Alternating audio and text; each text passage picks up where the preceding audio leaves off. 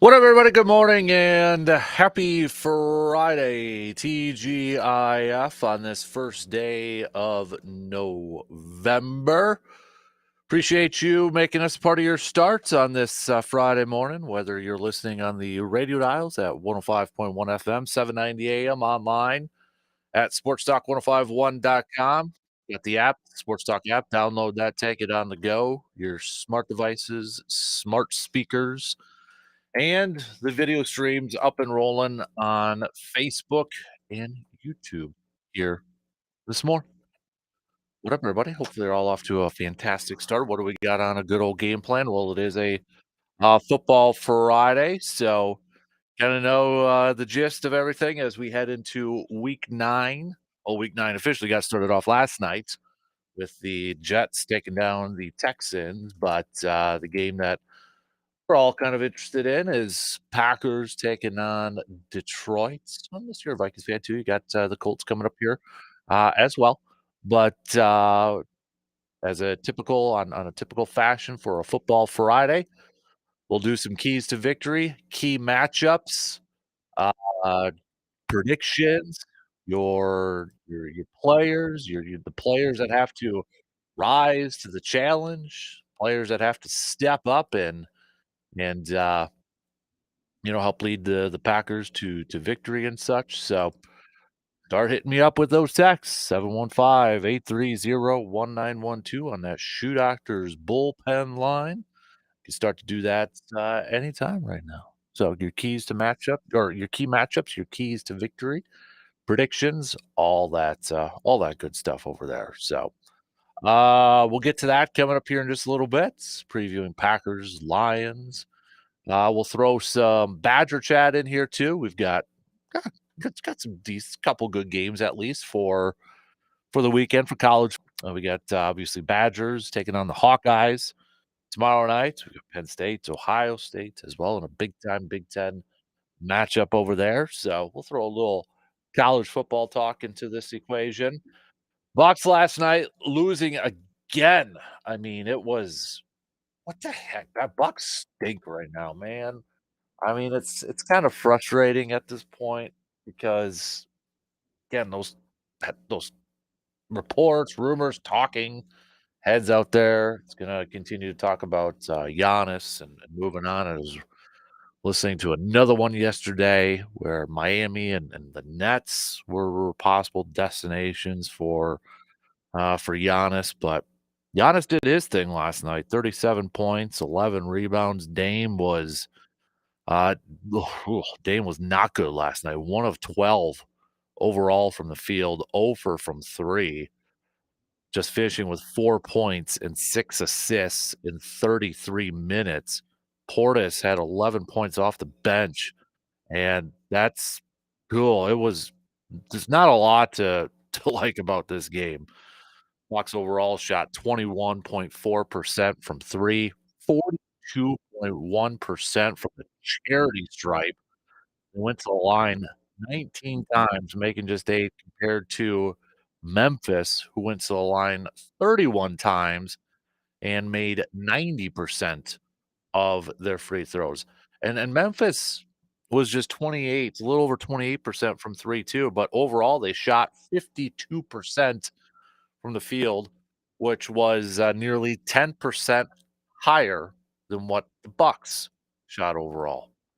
Ja Morant led the Grizzlies in scoring, excuse me, with just 26 points, but you had other contributors in the game. So Bucks right now 1-4, and it ain't getting any easier here because now they'll be going up against the undefeated Cleveland Cavaliers for 2 games right now. It's I I I I don't know what else to say. I don't know what else to say about this incredibly slow, frustrating start to the season for the Bucks right now. There's really no identity. There's just man, there's not a outside of Giannis, there's not really a whole lot of positive things to take from this game for crying out loud. I don't know if Chris Middleton would make the difference whenever he does come back, but the thing is, like, when he comes back, I how many minutes is he gonna be able to contribute right away? And again, last night, one of the biggest concerns I had heading into the season, worries I had heading into the season, was transition defense. It was awful last night. It was bad. I mean, even Doc Rivers said after the game, defensive transition was still awful tonight, and so that's on me. Everything is on me until we get it right. We gotta fix this. Yeah, you gotta fix it. No duh, man.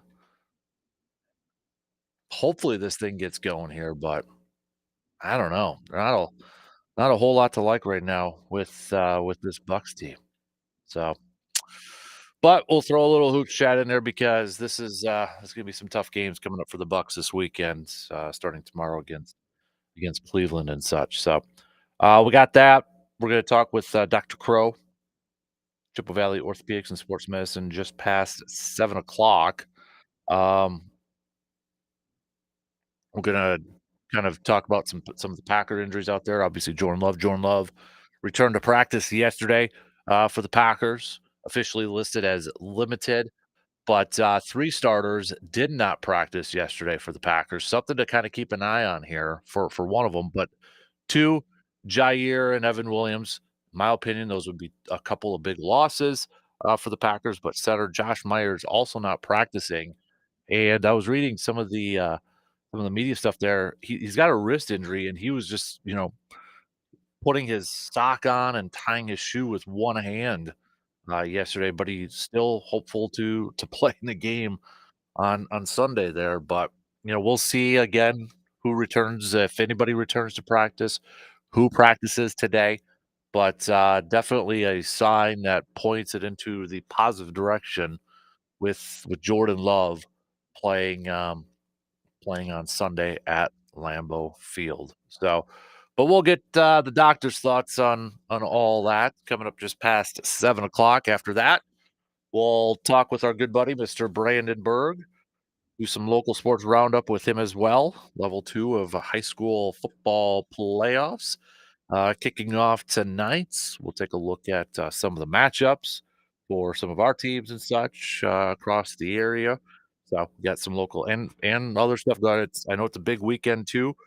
We got cross country and soccer. We got a bunch of stuff going on this weekend and in the next couple of days here too. Remember, JC Justice, our good buddy, was on Monday morning and mentioned this is gonna be a big one here too. Volleyball, you've got like Emmanuel and Regis and Altoona and Barron, who are all just one win away from going to state. Hudson did edge out Memorial in a shootout in soccer to reach the sectional finals, but River Falls and Rice Lake one win away from going to state too. So plenty of local sports roundup with our guy, Mr. Brandon Berg. Plus, we'll take a look at some of our D3 Stout and Blue Gold matchups as we some teams or some sports heading into conference tournaments or already finishing up some conference tournaments. Football's got a couple more weeks left here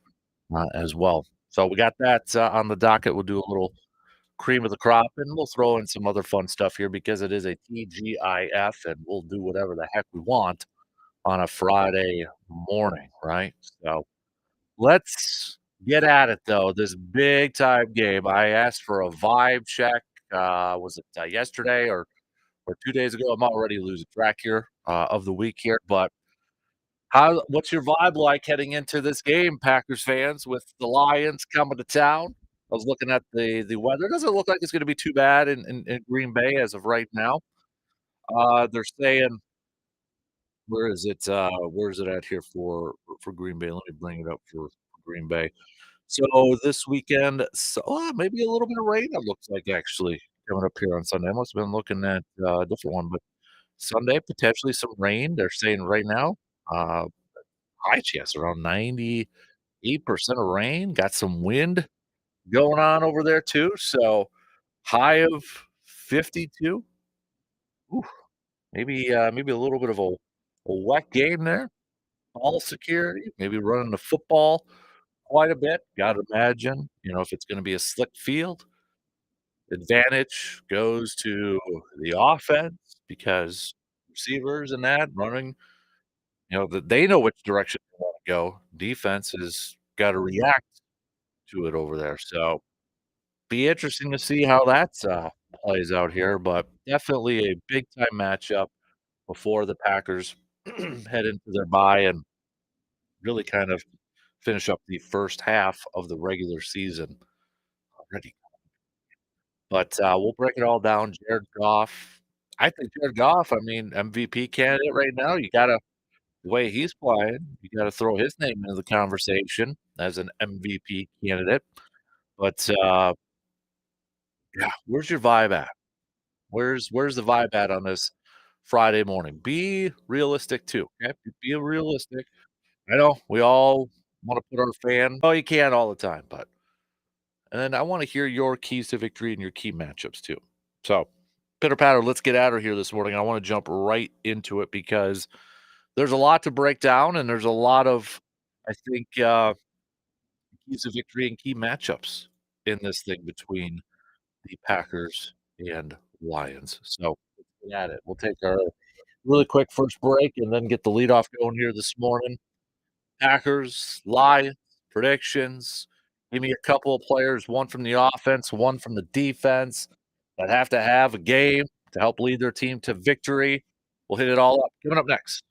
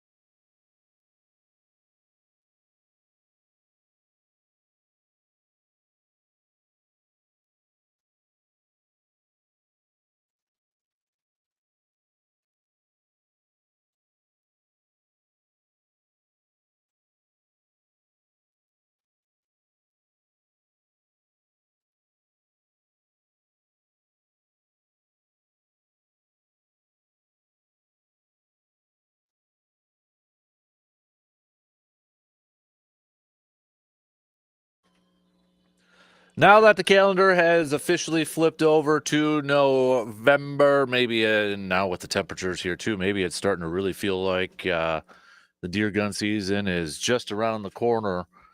If you're not ready yet, or maybe you're still looking for that new deer rifle, or maybe some accessories to go with it, go visit our good friends at Tilden Gun.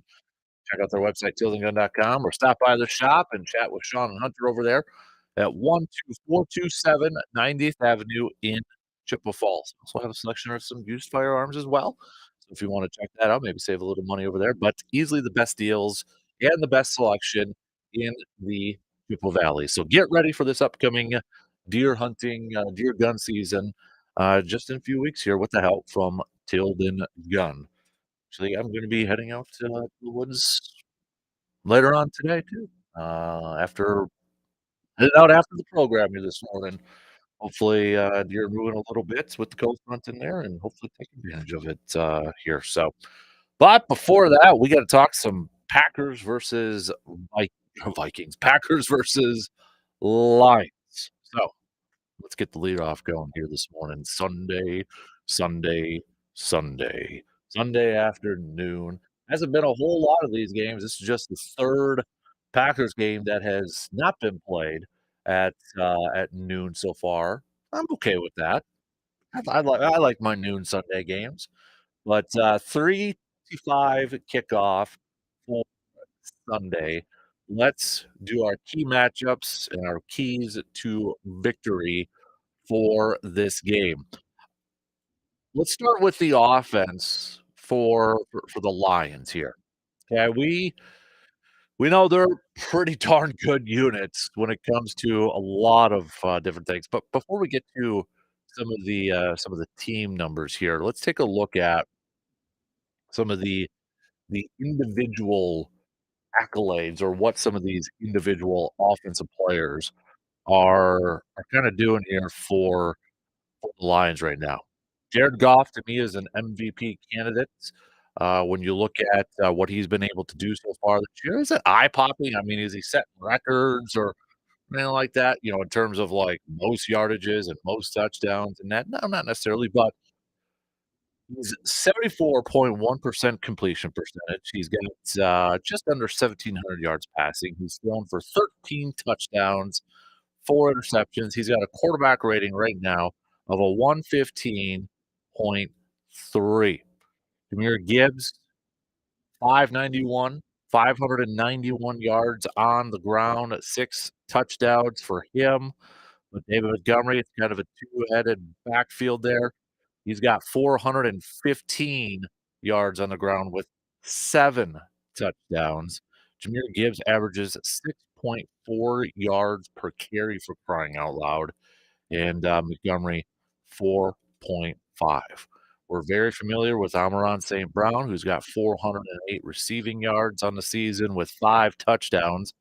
Packers will not be going up against Jameson Williams in this game, but Sam Laporta, the talented tight end, second-year tight end out of Iowa, also on here. He's 3rd on the team in receiving yards. And offensive line, we know this is a very good unit when it comes to the Detroit Lions. When you look at some of the names on there, I mean, they've invested in the offensive line over the years.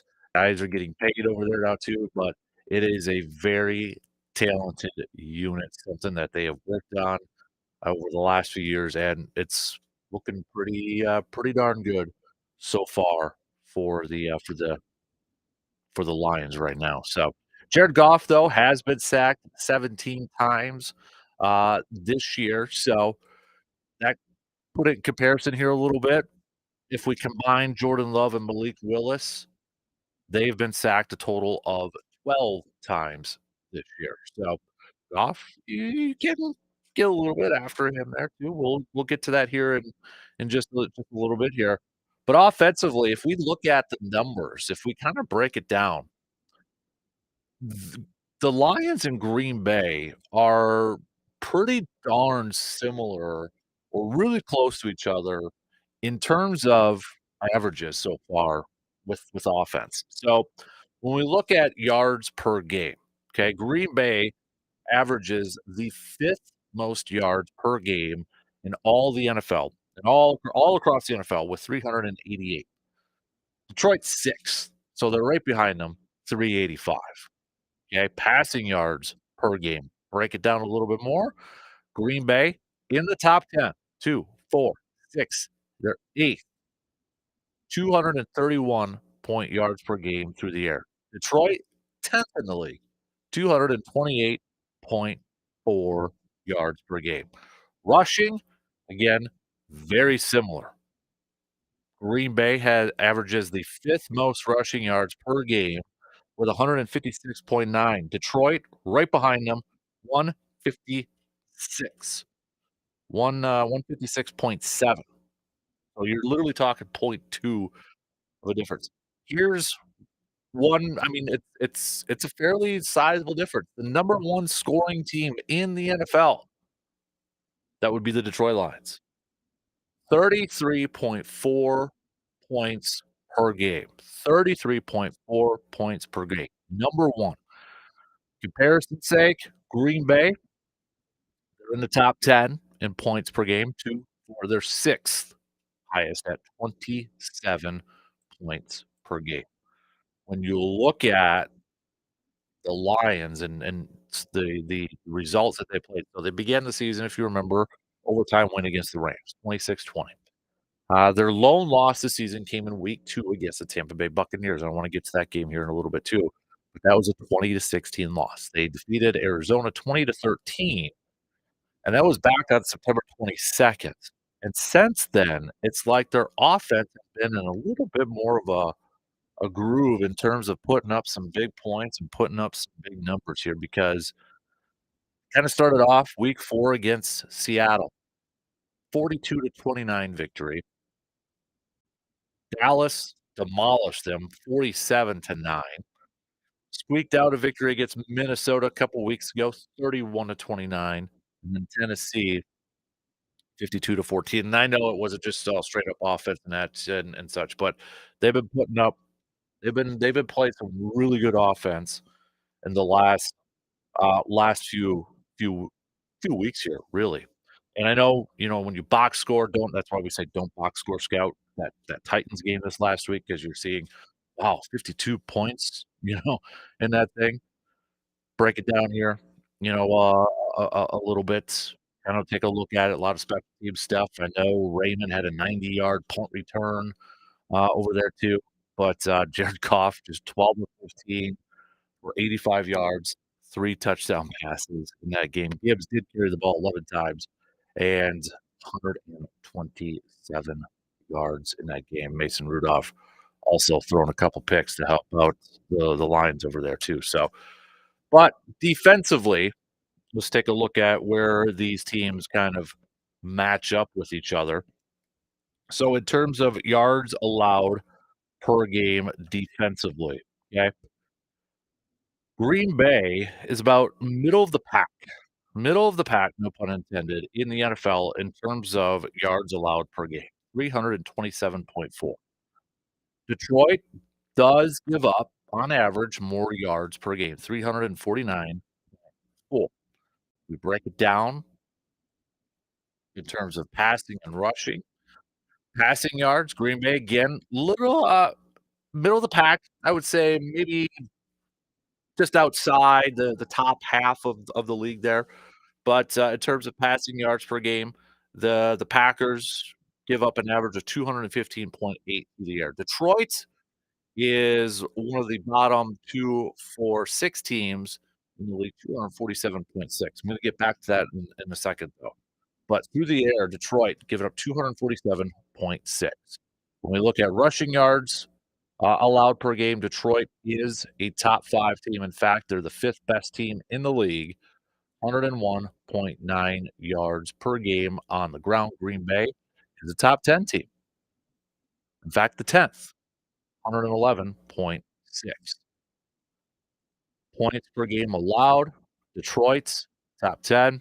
They, just give up 19.1 points per game. Green Bay outside the top 10 just a little bit, 21.3 points per game. So Well, we look at those averages and we kinda compare it to the rest of the league here. I wanna go back to some of the defensive numbers when it comes to the Lions here. So we look at, okay, the yards given up through the air, 247.6. To me, that doesn't tell the whole story. That's why, again, we don't box score scout all the time. Because you look at I think you have to look at the situation involved in some of these games. A lot of these teams playing from behind against Detroit's, trying to make up ground, trying to get back into the game. They're throwing the ball a little bit more. They're trying to play a little catch up. They're trying to keep pace with the Lions. So while you look at it and it's like, man, maybe there's some opportunities there in the passing game against Detroit because, well, rankings say they give up, the 6th most per game. Don't necessarily always look at that because a lot of times you've got teams that are trying to get back into the game, trying to keep pace with Detroit and their offense, so they're throwing a little bit more compared to what they're rushing the ball against Detroit. So, key matchups, keys to victory for me in this game. And I'm for this, I'm going to operate under the assumption that Jordan Love is going to play in this game. I'm gonna operate that. I'm gonna assume Jordan Love's gonna play in this game. He returned to practice on Thursday. I'm gonna go with the assumption that he's gonna be there. He's gonna practice that with that. So when we get to this, I want to start with the Packers defense first. And I want to go back to the Lions' lone loss of the season against the Tampa Bay Buccaneers week 2. What happened in that game? What happened in that game where Tampa Bay was able to go to Detroit and pick up a victory? Jared Goff threw for over 300 yards in that game, but he didn't throw any touchdown passes and he had 2 picks. Tampa Bay won the turnover battle in that game. Baker did throw a pick in that game. Baker, though, just was 12 of 19 for a buck 85 in that game. In fact, Baker Mayfield led the team in rushing, 5 carries for 34 yards against the Lions. Bucky Irving was just 22 yards. Rashad White had 10 carries, led the team in carries, but just had 18. So how in the world did Tampa Bay get this? Well, they were able to get a couple turnovers off of Jared Goff, right? They were able to get a couple turnovers off of him. They were able to get 10 quarterback hits against him. They didn't have any sacks against Jared Goff, but they were able to put a little bit of pressure on him and get 10 total quarterback hits off of him. Still providing a little pressure, but the main thing too, they kept Detroit out of the end zone. They kept him out of the end zone. It was essentially a field goal game all day for Detroit. You can call it a little bend, don't break, whatever you want to say, but they kept Detroit out of the game. Detroit won the time of possession battle in that game. Nearly 34 minutes. Practically double the yardages offensively. Detroit had 463 total yards compared to Tampa Bay's 216. They had 26 first downs compared to Tampa Bay's 14. And one more turnover than what Tampa Bay had. In fact, Detroit ran 83 total plays compared to Tampa Bay's 47. You look at all that and you take away the score, and you're probably thinking, man, Detroit had to have dominated that game. But you look at the red zone, too. Detroit was just 1 of 7 in the red zone. 1 of 7 in their red zone attempts. Tampa Bay did a fantastic job at keeping the Lions out of the end zone, making it a field goal game for them. So for me, a couple of keys to victory for the Packers in this game. One is to get that pressure on Jared Goff, especially if it's going to be wet conditions, slippery or anything like that. If that pass rush, it's going to be tough. I understand it. Offensive line for the lines and that. But that defensive front, and the thing is they got to get home with 4 or 5 guys. They got to provide some pressure. Not necessarily rack up the sacks. 8 sacks would be awesome. But just to get that pressure, hit Jared Goff, rack up those quarterback hits, make him a little bit nervous in that backfield, make him a little bit nervous in the pocket, make him, maybe half a second overthink it or just get a little bit nervous back there. Provide that constant pressure. Very similar to what the Packers did against C.J. Stroud. That's what I want to see. I want to see this defense get after Jared Goff like they were able to with C.J. Stroud. Pressure, pressure, pressure. Hopefully it leads to some sacks, but just getting pressure on him, especially if the secondary for the Packers is not going to have Jair and Evan Williams. If Jair and Evan Williams are not in this game, Packers have to be able to provide that extra pressure and get home. That's the thing, too. With no Jair and Evan Williams, you don't necessarily want to bring extra blitzers because you may want them in the back end to help with your coverage. I mean, you're missing 2 of your best defenders in the secondary. So you may not want to bring 6, 7 blitzers, whatever the case may be, because you want to leave them back there. You got to get home with your front 4 with 5. You've got to provide that pressure with those guys. It's going to be tough going up against Detroit's line, but they've got to find a way to do it.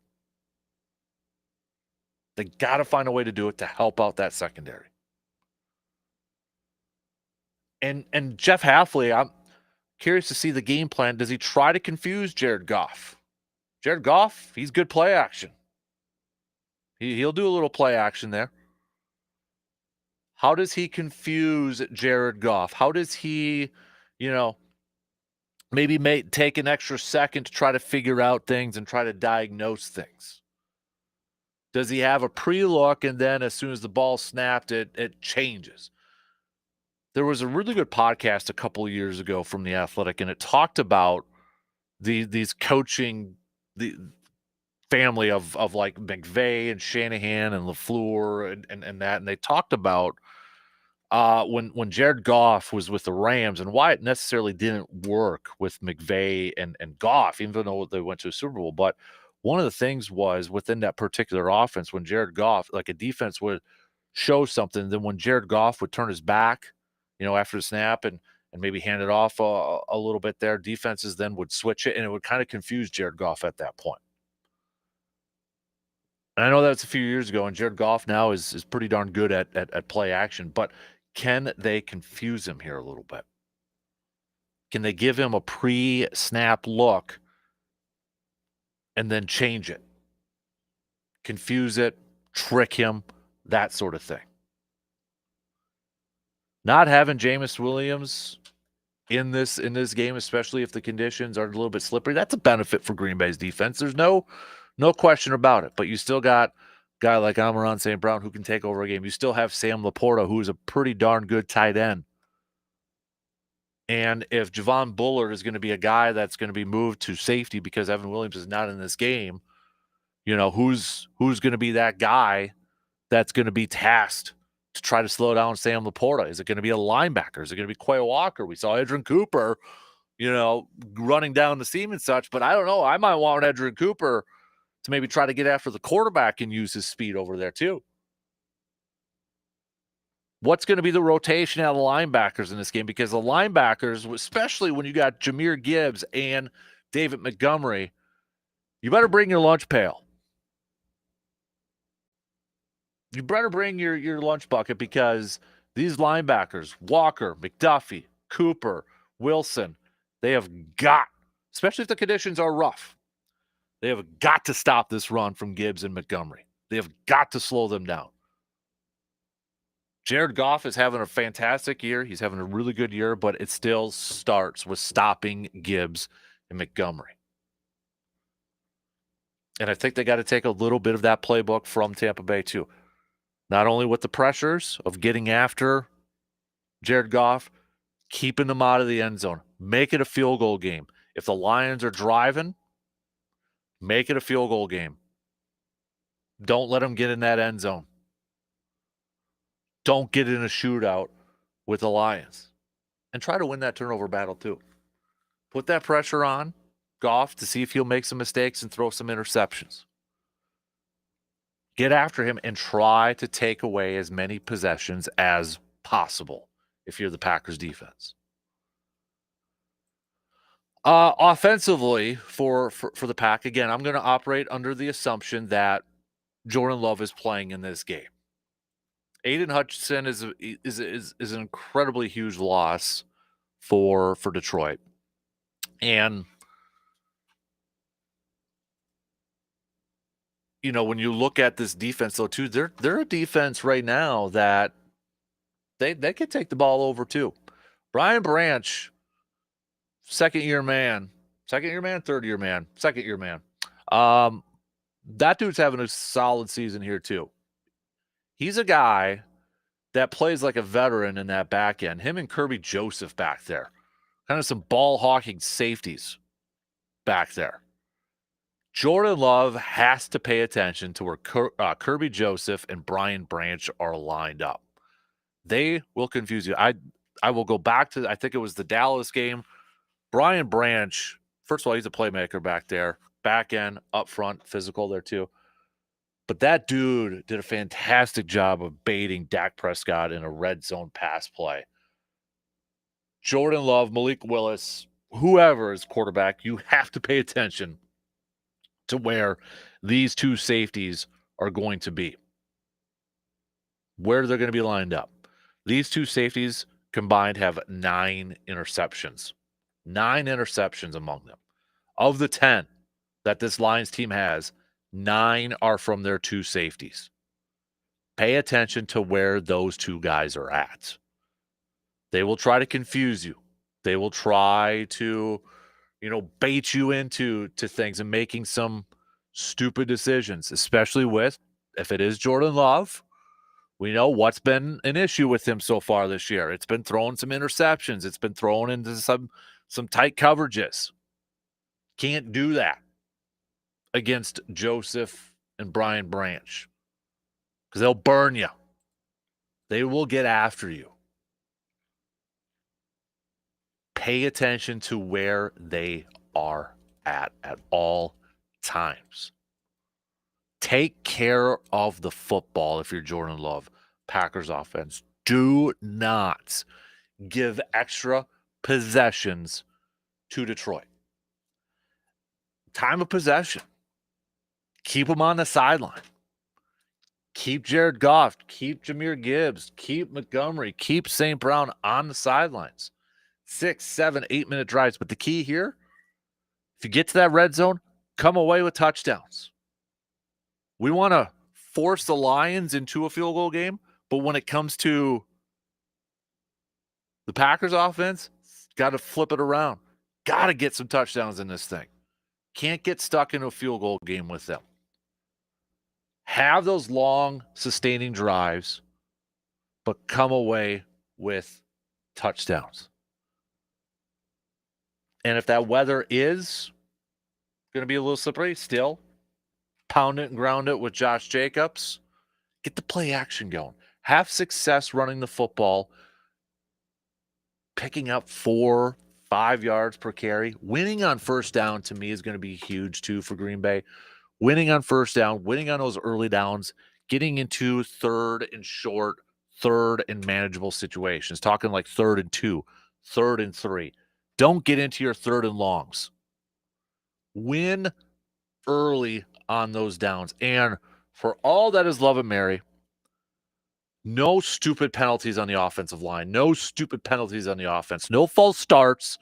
No holding. That takes away big plays. That takes away any of the momentum.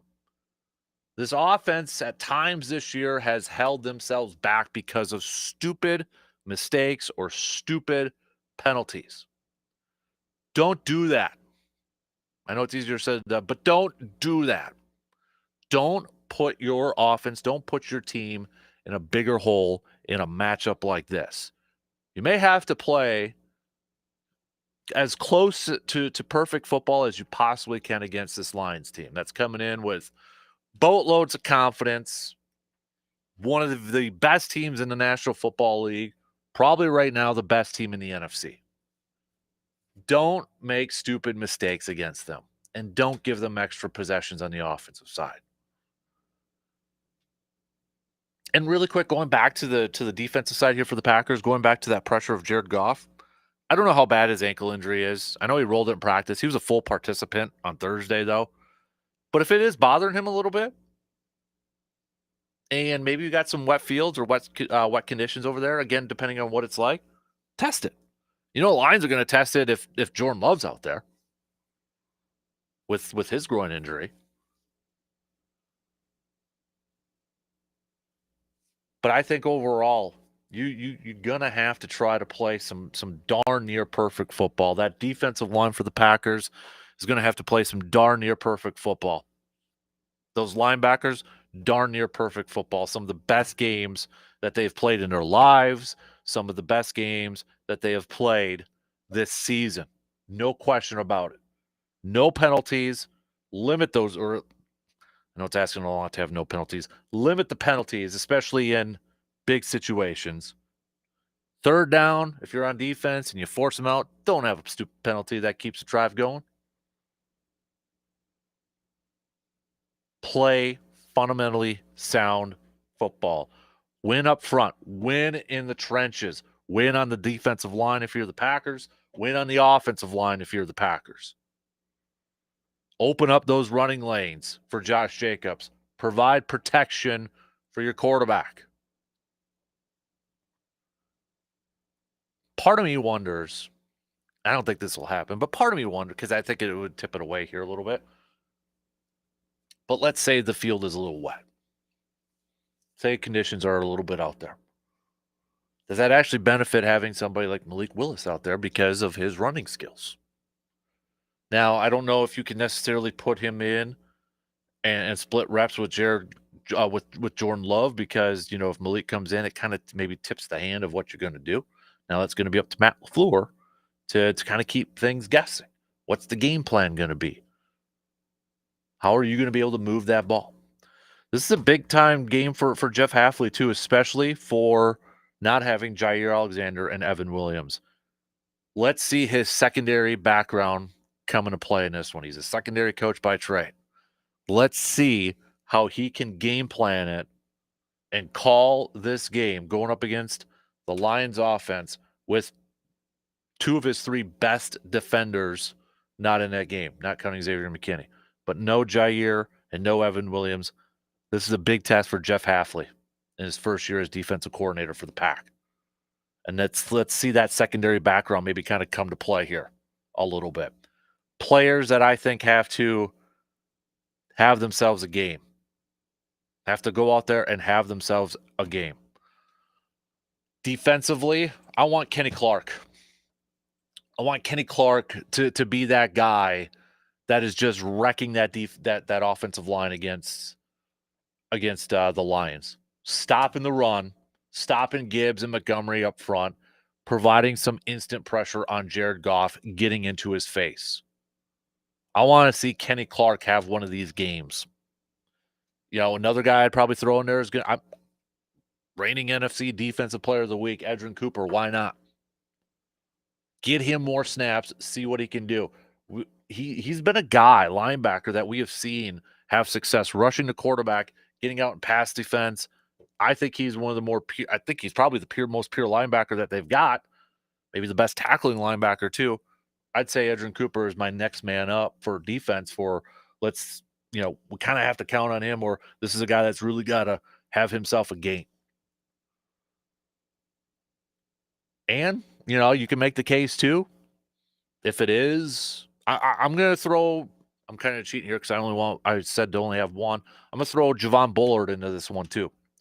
Because if he is out there at safety, Evan Williams is playing some really good ball. Let's see Javon Bullard step it up now and fill in that role. He's a second-round pick. Okay. Let's see him go have a great game. And then you can pick the corners over there too. But for me, I'm going to start with Kenny Clark. It starts up in the trenches, help out your secondary, dominate the line of scrimmage. Offensively, it'd be easy to say Josh Jacobs, and you'd be right. Josh Jacobs, no doubt about it, especially, again, conditions, control the clock, time of possession, picking up 4 or 5 yards per carry. Josh Jacobs is an easy one, especially if, well, regardless if Love plays or not. He's not going to be 100%. So how do you help them out? How do you help out your quarterback, whether it's your backup or whether it's Jordan Love? Have success running the football. And it starts with Josh Jacobs. My second one, though, I think I might go Tucker Kraft. Because if they are going to be running the ball quite a bit, the dude has displayed how well of a blocking tight end he is, but also how effective he is in the receiving game. You know, I could see it where if they have success running the football or they're very focused on running the football, so where Tucker Kraft is going to have, I think, some opportunities on some play actions where he's going to be in line blocking and then kind of leaks out. And you got an opportunity for Tucker Kraft. So I'm going Jacobs. To me, that's the easy one. Next up, though, would be Tucker Kraft behind that. All right. I went on a long time. We got to take a quick break here. Hit me up with your keys to victory, your key matchups, all that good stuff. Predictions. Players who got to have a game. We'll be back in just a couple minutes.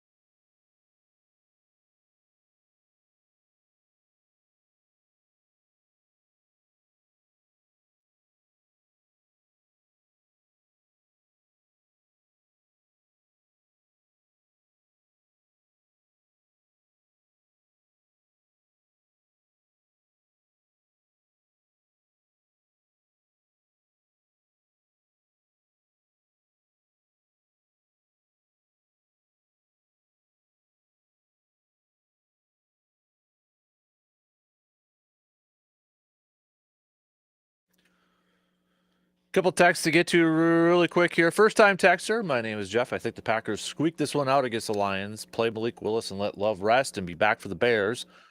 Front four have to pick it up this game or they lose the run game. Could go either way. Who wants it more? Grit and determination will determine the winner. Appreciate the text first time, Jeff. Keep those coming.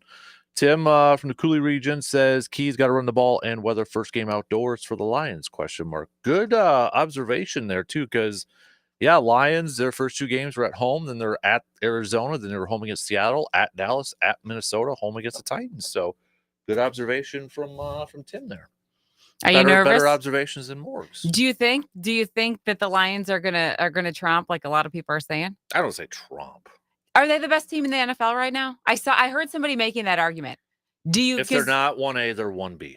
Who's 1A if they're not? It'd be Chiefs because they're undefeated. Well, it's the Chiefs, yeah, but you're hating on the Chiefs now because haters gonna hate. I mean, I'm not saying I don't agree, but right now they're on the receiving end of a lot of that energy. I don't know if I hate. I'm just annoyed because it's like, okay, again, move along. Yeah, as the American Reject said, move along. Move along. It's kind of like when the same person just keeps winning. Student of the month. Yep. Then they're prom king. Then they're homecoming king. Like, we get it. You're cool. Okay, next. We don't like the popular kids. So does that to say that you got your Green Bay garb on, but you're not feeling super confident this weekend? It's a very my head says Lions, heart says Packers. I'm a little bummed that we're losing our noon kicks. I looked at the schedule now, and it just inches later now, and I like those noon kicks, so that's kind of a bummer. So it's kind of like a 4:25 kick too when you think about it. So yeah. So do you like the odds for Packers at all? I think it depends on the weather too is going to be a factor. Of course. If it's raining over there, that might actually help Green Bay. I didn't even look at the forecast. Is that a might happen thing? I looked it up and I was actually a little surprised. It says 98% chance. So speaking of rain, were you out last night in it getting soggy, trick or treating? Yep. How'd Hutsy do? Quite the haul? Nah, he was a little too nervous. What did he decide to land on for a costume? He was a spy. Oh. I think the only reason he wanted that is so he could wear sunglasses.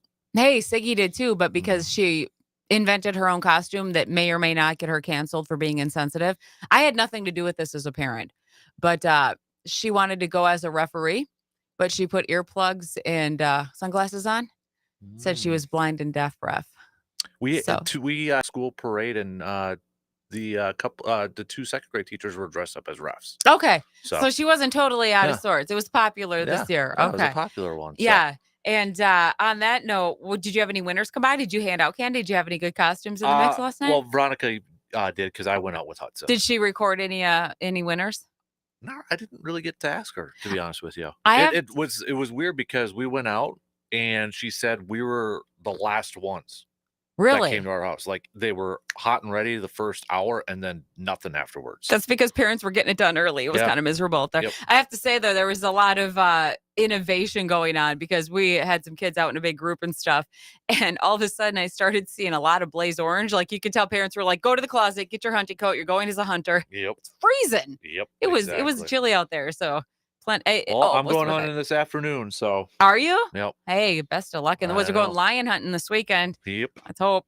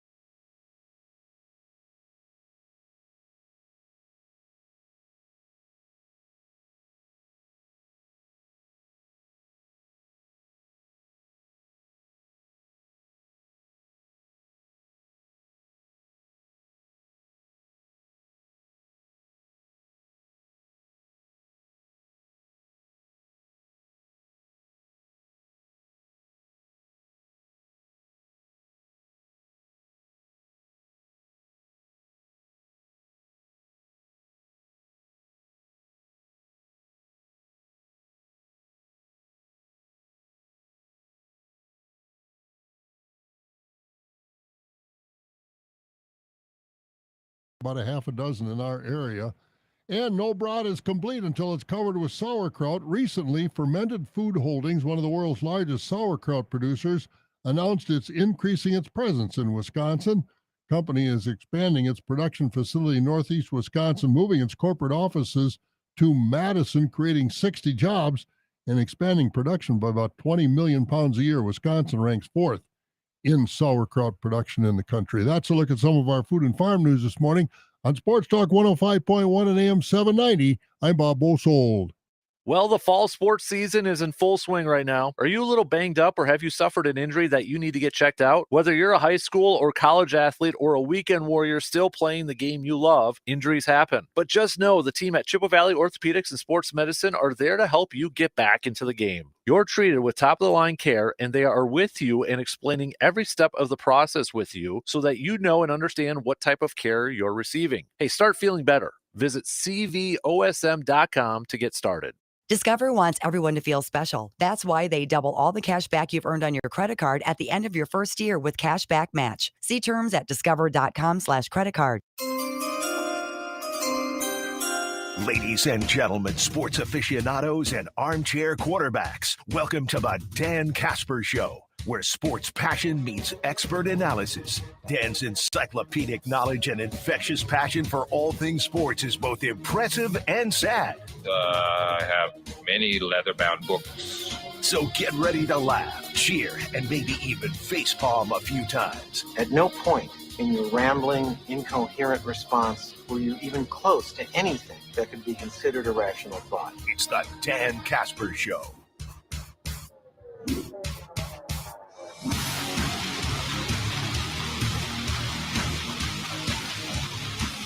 Second hour kicking off right now on this Football Friday, the first Friday of November. If you're just waking up and getting out there, might have to start your vehicle a little bit. Mine was a little icy this morning, so I was just out there again and such. But I just want to pre-plan it. Might catch you off guard there a little bit there. So we're going to do some local sports roundup. Lots to catch up on with Mr. Brandon Berg, who will be joining me here in a little bit. We've got level 2 of high school football playoffs. We got states cross country coming at you tomorrow. Plus, we'll know some teams this weekend who will be advancing the state for volleyball. It's soccer too, so lots to catch up on. Before we get to that, it's time to chat with our good doctor.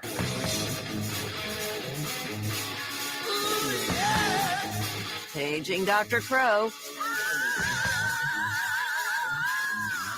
Breaking down the latest in sports injuries. It's time for Inside the Training Room with Dr. Crow. You better call me a doctor. On the Dan Casper Show. Somebody give me a doctor. He is Dr. Austin Crow, Chippewa Valley Orthopedics and Sports Medicine, joining us this morning, and he will also be on the sidelines, bundled up and coaching, helping coach level 2. First, I got to ask, last week we asked you, we were talking about your final regular season game. How does that one last week rank up there for you? Ooh, yeah, it took a couple years off our life, for sure. It was a hard-fought game. We knew second time around playing a team is always harder, right? You're known adversary, and when it's playoff season, it's everyone's fighting for their lives, right? So right. Everyone's going to be giving 100%. So it was a great game. Hats off to Fall Creek. They played a great one, and we were able to come away with a big win by blocking a field goal. So it was definitely more exciting than we were hoping for, but our boys earned the win. So it was definitely exciting. Again, maybe a little more exciting than we were looking for. Right. And another tough test tonight, going up against a Luther tonight too. Mm-hmm.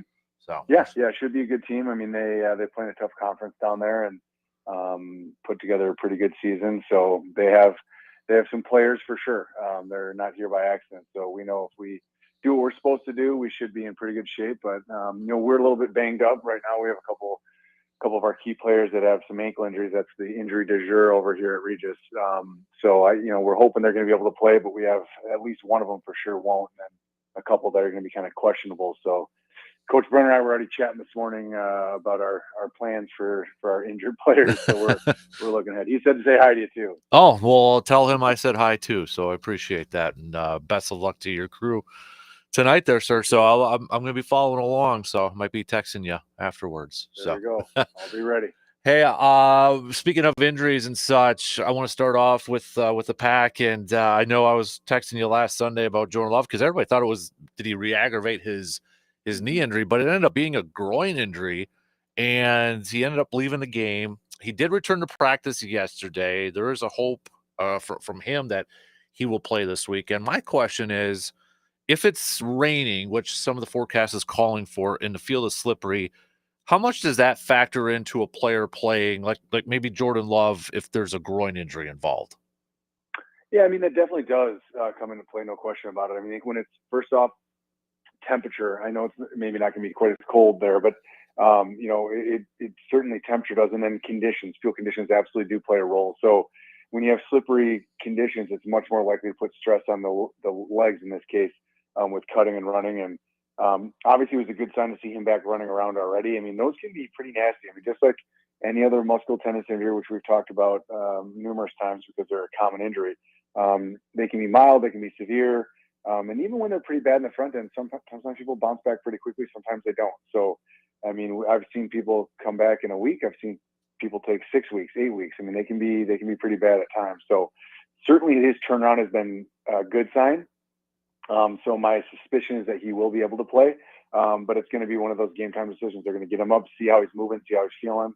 The one kind of ace up your guys' sleeve is it's a bye week next week for you. So you have a little bit more leeway if he's not feeling truly 100% to say, like, maybe we can push it a little bit. But the problem with these is often if you re-injure them, I mean, it really can be a big, big setback. So truthfully, I think it's most likely they're going to say, look, are you ready? And you feeling good? It's a yes, no, because they don't want to see him get set back for like a 4 to 6 week injury and miss a big chunk of the season. So, it'll be interesting to see how that one plays out. That's I was going to ask you after that, what would be the risk of him playing out there, like further injuring that? And I know we've talked about this before, but with it being a groin, could that turn into that quote unquote sports hernia type of injury if he makes it worse? It shouldn't, even though it's the same muscle involved. So, one of the quote unquote causes of sports hernia is the groin insertion on the pubic bone up front in the pelvis. This injury is generally going to be at the junction between the muscle and the tendon, so it's further down. So I wouldn't be too concerned about that. I think the concern is that you basically re-injure it and it's a big setback, or frankly worsen it further and turn it into a month and a half type recovery, which is certainly not what anyone wants. But I mean, there are times these do heal that quickly where it's a mild tweak, but they hurt a lot. I mean, you really can't. When you think of that, you're like, well, I don't really use my groin muscle except like side to side cutting. It's like, it's really involved in all of running and moving. I mean, maybe not as much as with cutting and pivoting, but you get a quarterback who's already, I mean, he's truthfully probably not 100% from the knee quite yet. Then you add this onto it. It's like, geez, now we're really worrying about mobility, his ability to move side to side. That's the last thing you want as your quarterback to be a sitting duck in the pocket because he can't move. So I'm sure they'll get him out, move around. And if I'm not mistaken, I don't think he was full go at practice yesterday, but I do believe I heard he was moving around pretty well. So that again is a good sign. Yeah, officially was limited. I think I saw a video like he was doing the running over the pads, those, like, I call it the old school tires, but they're not tires anymore. Yeah, that's right. Over there. So staying with the Packers, another injury that I think kind of looked weird and we're kind of wondering what was happening, but it was the last defensive play, and Jair Alexander was running through the end zone thinking he was going to catch it, but then he ends up like hobbling and like running off field on one leg. Ended up he had an MRI. They said it came back okay, but they're calling it a knee injury, and he hasn't practiced over there. So if the MRI is good, but he's not practicing, it's a knee injury, what are maybe some of the possible options that what type of injury that could be? Yeah, I mean, it did look funny. I mean, you can't really look at it and be like, aha, that's where he hurt it. It was just kind of a weird step, right? Yeah. So ironically, sometimes those can be really bad injuries. You have a guy who, I think we've mentioned this in the past, if you ever see a football or baseball or basketball player make a move or cut and they just kind of buckle without contact, that's generally actually a bad injury, which is somewhat surprising to people. But the MRI came back clean, so it wasn't that. And by bad, usually I mean ACL. It wasn't that. So maybe he just had like a little mild sprain of one of the ligaments with the knee kind of twisting funny. Low grade, of course, because it was higher grade that popped up on the MRI. So a low grade, let's say MCL or LCL. And with that, if the knee shifts just a tiny bit, sometimes you can get a little bit of bone bruise that goes along with that. And all of a sudden, they have that deep ache that goes along with it, makes it hard to run. And you're right, he has been quite limited this whole week. So it suggests that something occurred. But, I mean, if I had to throw out a guess, it would be a low-grade collateral injury, maybe with an associated bone bruise. Nothing serious long-term, but they can be tricky to play through, so he may miss some time. So, and then with that too, Evan Williams, their safety, left the game early due to a hamstring injury. So I guess, combining Jordan Love, Jair, and Evan Williams with their type of injuries, and assuming it is raining and the field conditions are going to be slippery, is that almost worst case scenario for those guys potentially playing because it adds that factor of the field conditions out there? It definitely plays a role. I mean, I think those and it does depend on the injury, right? I mean, there's some injuries it doesn't matter quite as much, but if you worry about someone taking a bad step and slipping, we all know that kind of jars the body, and so you do worry about that potentially. I mean, I think I'd be more worried about that with a groin than a hamstring, probably. Although if you did kind of slip with your leg going forward and put a bunch of tension on the hamstring, that certainly could irritate it as well. Again, without knowing exactly what's going on with Jair's knee, it's hard to say for sure, but any kind of ligament injury, again, if that's what it is, I mean, if your knee slips, same thing. You put a lot of stress right through the joint quickly. That can aggravate it.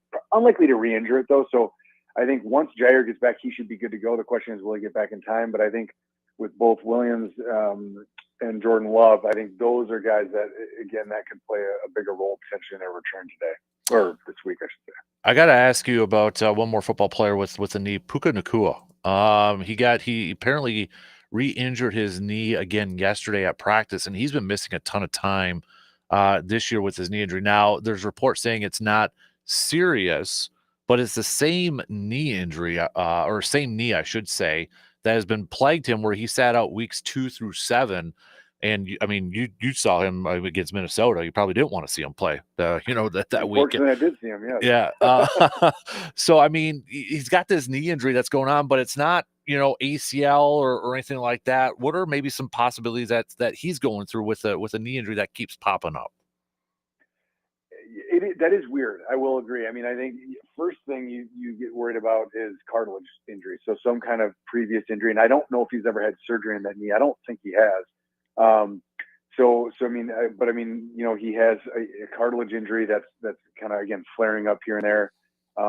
Could be a small meniscal tear where they're like, look, we want to avoid surgery if we can. We'll try to get through the season, and it just pops up and pain, swelling, that kind of thing. Certainly a partial ligament injury as well.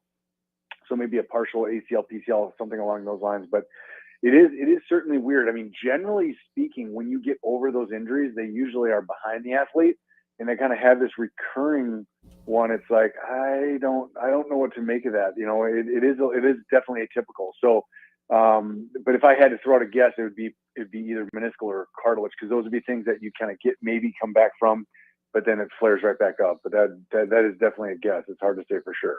Then I got to ask you about Otani. Slightly dislocated shoulder sliding into second base, but he still played a couple games after, but you could tell he was not the same Otani afterwards. Oh, for sure. And he was wearing this brace. It was like a heated brace on his shoulder pregame, and he said it was a device that keeps my shoulder warm, recommended by the Dodgers trainers over there. Do you think it's potential? I know the main talk now is he going to have surgery or not? Do you think he's going to, it's kind of trending, or do you think the odds are of him having surgery are fairly high? Yeah, I mean, they're obviously, they have an MRI looking at the extent of the tear. So, I mean, with his shoulder, what he did is he subluxed it, right? So it didn't come all the way out. It is a subtle distinction, but a subluxation is where the joint starts to move out, but the joint doesn't fully dislocate. So in this case, it's the humeral head coming out of the glenoid. So the humeral head slides out. It doesn't fully go out, but it shifts over the lip and then pops back. So, I mean, anyone who's had one of those knows, I mean, you feel it though. I mean, it is my shoulder did like a clunk clunk. And when that happens, you universally damage the shoulder 100% of the time. Generally speaking, it's going to be an injury to the labrum. So the labrum is kind of that little fibrocartilage gasket, if you will, that runs around the socket. It helps stabilize the shoulder. Occasionally it will be the ligament or bones, but usually it's going to be a labral injury.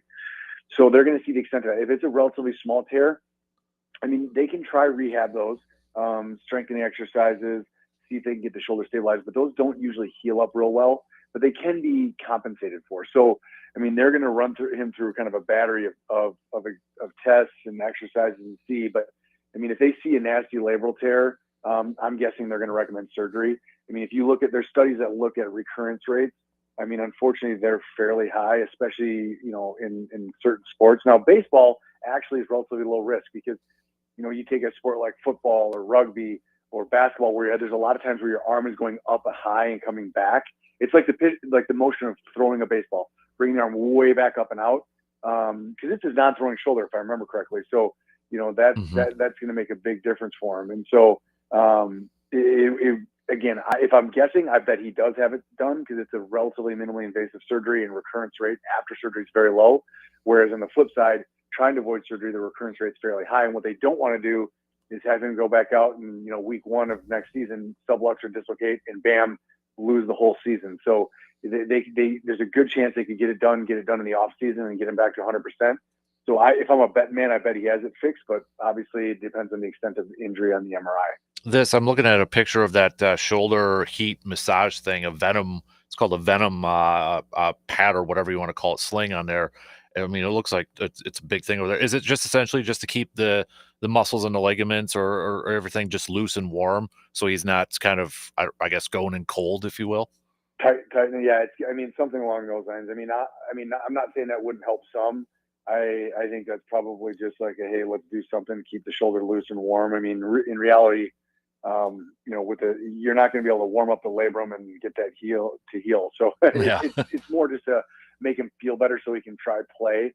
So it's a little bit, again, not to say it's not going to do anything. I think it's certainly probably helpful to a certain degree. Mm-hmm. But at the end of the day, it's just really the question is the stability of the shoulder. And again, that's really going to determine where he goes, both in, obviously season's over now, but in the short term and long term, they clearly felt he was able to play. But yeah, you saw him playing. He did not look like the usual baseball player we were kind of used to seeing. So you could tell it was affecting him for sure. Absolutely. He's Dr. Crow, Chippewa Valley Orthopedics and Sports Medicine. Big thanks as always, Austin. Best of luck to the boys tonight. We'll be following along and paying attention. And again, tell Coach I said hi as well. Absolutely. We'll do our best to win and stay warm. Absolutely. At least one of the two. Yeah, there you go. All right. Best of luck. We'll talk soon. Okay, bud? Yeah. You got it. There you go. Dr. Crow, Chippewa Valley Orthopedics and Sports Medicine, joining us here this morning. Quick break, and we'll talk to our good buddy, Mr. Berg, who's got a busy couple nights coming up, busy couple days coming up. We'll do some local sports roundup after these quick words.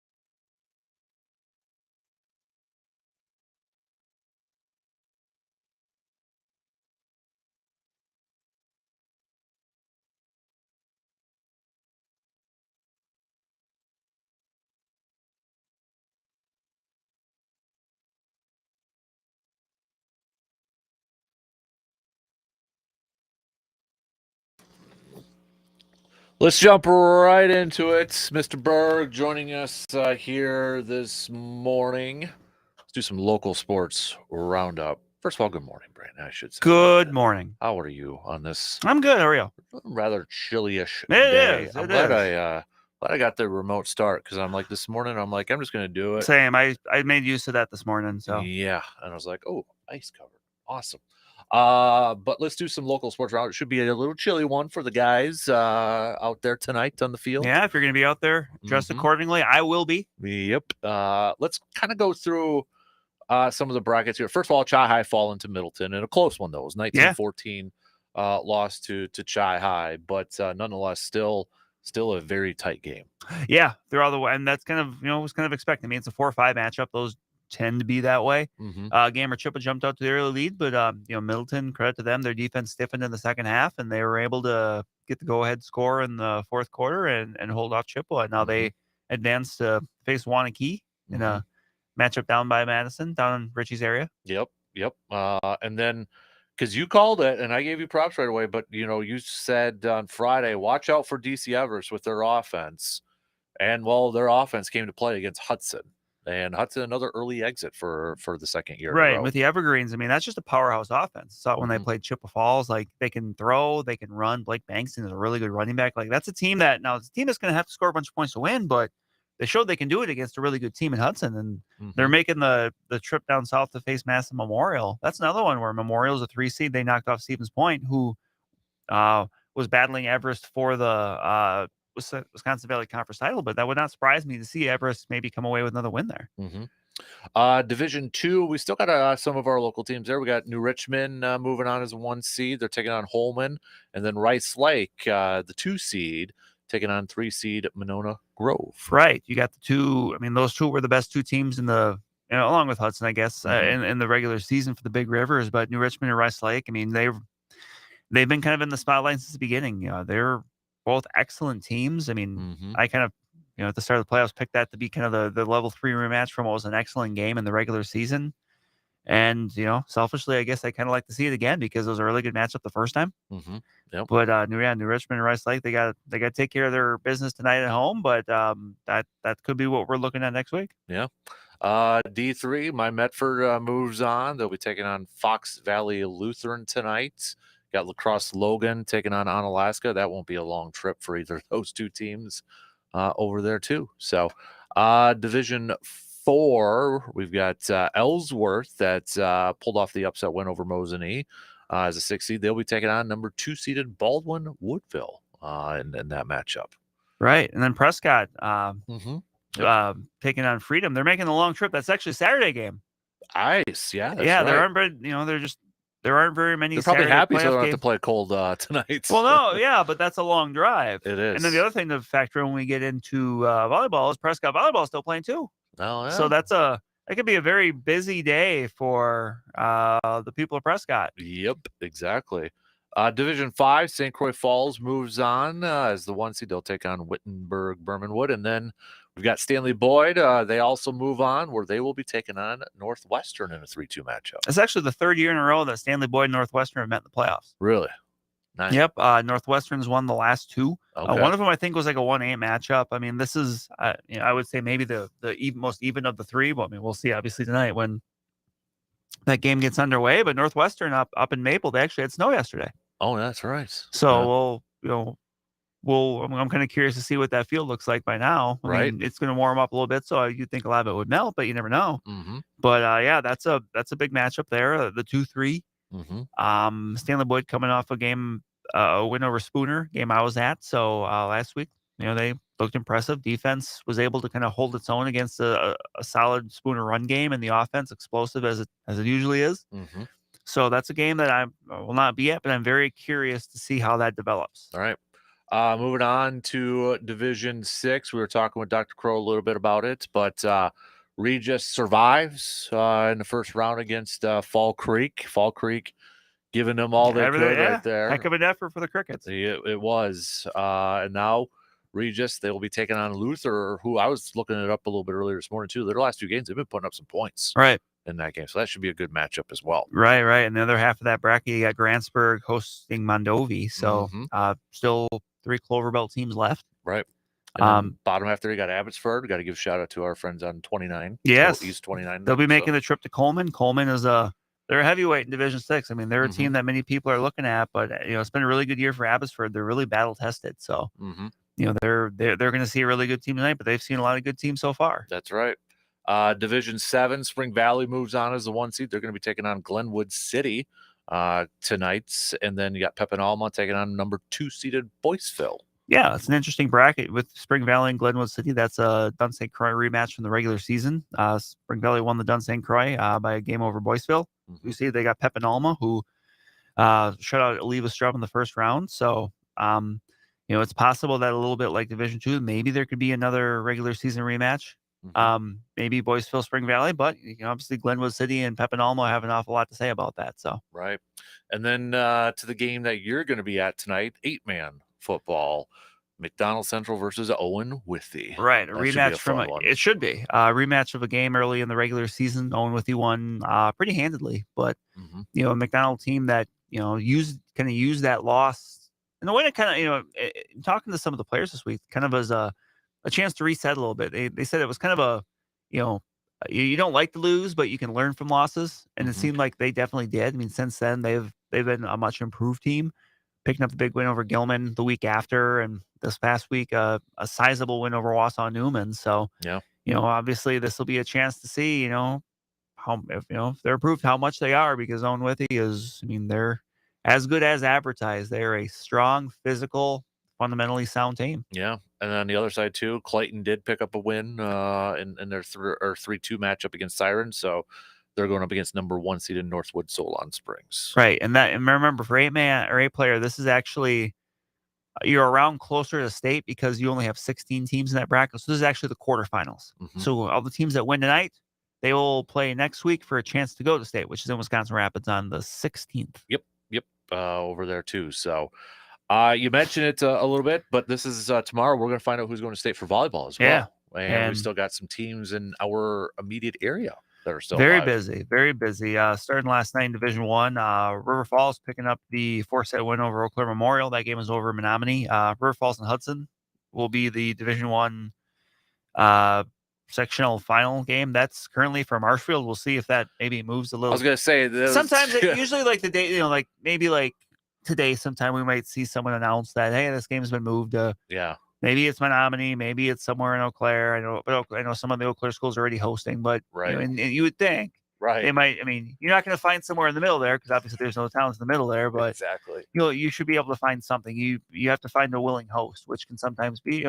Sometimes teams just at this point don't want to do that anymore. So Division 2 Altoona picking up the come from behind 5-set win over St. Croix Falls. St. Croix Falls won the Division 3 state championship last year. Moved up with the WIA Success Factor plan, made a run to sectionals there as a 4 seed. That was actually that section's kind of got some upsets in the mix there. Altoona then tomorrow will take on Shawano, who knocked off the 2 seed Mosney. That game will be in Merrill. Nice. Tomorrow. So over at the Blue Jays facility. Yes. Yeah. Division 3. Last night I was in Barron for Barron and McDonald. Barron picked up the straight set win. Looked very impressive in the process. And they will take on who I haven't gone through and looked, but I feel pretty confident saying this, who might be the highest seeded team left, which is Prescott, which I mentioned before. Prescott's 10 seed. Prescott has not played a home game in the playoffs, but what they've done is they've went on the road and they beat Elk Mound, they beat Marathon, they beat Fall Creek, and they beat Stratford. Stratford was a 1 seed and a state ranked team, and throughout all those wins, they've only lost 1 set. Wow. So, I mean, that's a Prescott team that is very seasoned, playing in the middle border. Same conference as Altoona. So that's an interesting matchup because Barron's very good. They haven't dropped a match since the end of August. And you got a Prescott team that, maybe was a little underseeded, but at the same time is as hot as anybody. Right. So that's going to be an interesting one there. Absolutely. And then Division 4, Eau Claire Regis picked up the victory last night over Webster in 4 sets. So now they will tomorrow play Cochrane Fountain City. Okay. In a matchup that will be at Eau Claire North. All right. And then in Division 5, we've got Eau Claire Emmanuel, who has been just absolutely dominant this year. And that's continuing in the postseason. They haven't dropped a set in the postseason yet. They knocked off Prairie Farm last night. They will play in Bruce tomorrow night against Prentice. Nice. good old going up north a little bit. Yeah. For that one. Go right up Highway 27 a little bit. Yep. Exactly. And then soccer, we're going to find out too who's going to stay. Soccer. I know we had. I mean, it kind of fit the bill, right? Hudson winning in a shootout against Memorial, and it's always close when those teams meet. We talked about a little bit last week, but yeah, prevailing in a shootout, Memorial and Hudson, always the two preeminent teams in the Big Rivers. Yep. And they definitely had another classic yesterday with Hudson securing the victory in penalty kicks. Yep. Or in shootouts. Sorry. Yep. But so Hudson advances take on Green Bay Preble. Yep. River Falls also moves on. They take on DeForest and Rice Lake. They will be taking on Shawano. Obviously a good accounting so far for the Big Rivers. Yep, definitely. And then tomorrow you're going to be, speaking of Rapids a little bit earlier, you're going to be in Rapids. I am for state cross country over at the Ridges Golf Course. I'll first start it off. Bloomer.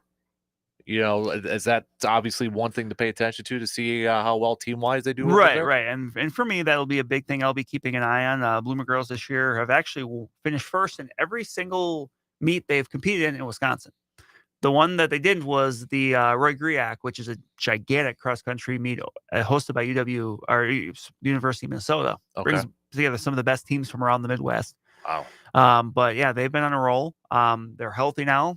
Recently, sophomore Sophie Strand returned to the lineup. She was injured at the start of the year, but they're running well. They're going to be a contender after finishing runner-up last year to maybe take home the team championship. But they're going to have some good teams like Little Chute, Lancaster, who won the Division III Girls Championship last year, will be in the mix. So, and that'll be the second race of the day. They should be running around 12:40-ish tomorrow. Okay. But yeah, that's something I'll be keeping an eye on. For Bloomer on the boys end of things, Seth Rogies he's going to be down there running individually. He was there last year, finished 40th. He's someone that's put up some good times. He could be a threat to finish near the front. He won a sectional championship last week in Rice Lake. Okay. So, Division I, shout out to Menominee. Menominee girls won the sectional championship. Menominee boys are runner up. So both those teams will be running down in Wisconsin Rapids. In Division I for boys, there's some familiar names that'll be in action tomorrow, and that'll be in the last race of the day. The way the schedule works is the girls go first, so it goes 3-2-1, and then the boys go 3-2-1.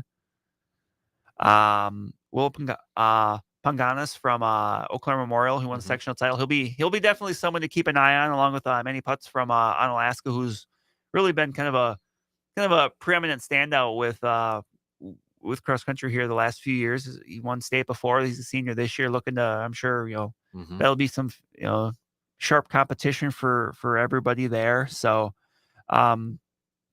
yeah, cross country. I mean, it's interesting going there because I've been there a few times, but I've never golfed there. So I only know the course as a cross country course. Yep. Whereas like last week when I'm at Whispering Pines, I'm like, in Canada, I'm like, well, I'm familiar with this as a golf course, but it's just, you look at things differently. You do. But that's, looks like the weather's going to be pretty solid. Yep. So that's good. I mean, a few years ago, they actually moved back the starting time because they just often had frost delays. Right. So they just said, let's just move it back to noon. So that way we just don't have to worry about that, which is, I think, was probably a good decision. Just peace of mind for everybody. Oh, yeah. I remember one year when I was working at the Y there, we had our turkey trot out on that course, and we used the same kind of cross country because they still had the lines out there. Right. So, yeah. Todd does a good job over there with the course, Mr. Gasco. So, well, that'll be a lot of fun over there, too. Tradition unlike any other for you to go down there. So, yeah. Really quick, to wrap it up, I know we still got some college football in the WAC, and for both Stout and the Blue Golds, these are going to be some interesting finishes to the season. So 3 more games left in the regular season. I was going to say Wisconsin. They're all Wisconsin. Eau Claire is taking on Stout tomorrow. That's going to be at Carson Park. Wait, or not Oshkosh? I'm sorry. Okay, because I was going to say Stout. But hey, calm down now. Calm down. Eau Claire's taking on Oshkosh, who's one of the better teams. I mean, they're top 10, depending on which ranking you look at over there. So that's going to be at Carson Park, 1 p.m. kickoff. And then Stout is going to be taking on La Crosse in Menominee. So 2 local games there, and there's going to be some tough matches. But this is the remaining schedule. Stout's got La Crosse, Oshkosh, and Platteville. And Eau Claire's got Oshkosh, Platteville, and Whitewater. So Whew. very tough. I mean, finishes. there's no real layups in the WIAC, but even Mhm. still, like that's. I mean, you definitely earn the wins you get. Yep. And at least for Stout and Eau Claire, 2 of those 3 are all at home as they finish up their season. So that's the one benefit over there too. Yeah. So, all right, that's your local sports roundup for this morning. Let's take a quick break, regroup. What the heck is wrong with this Bucks team, Brandon? Good googly mogly here. Plus, more football talk coming up. Get your keys to victory, your key matchups, your predictions.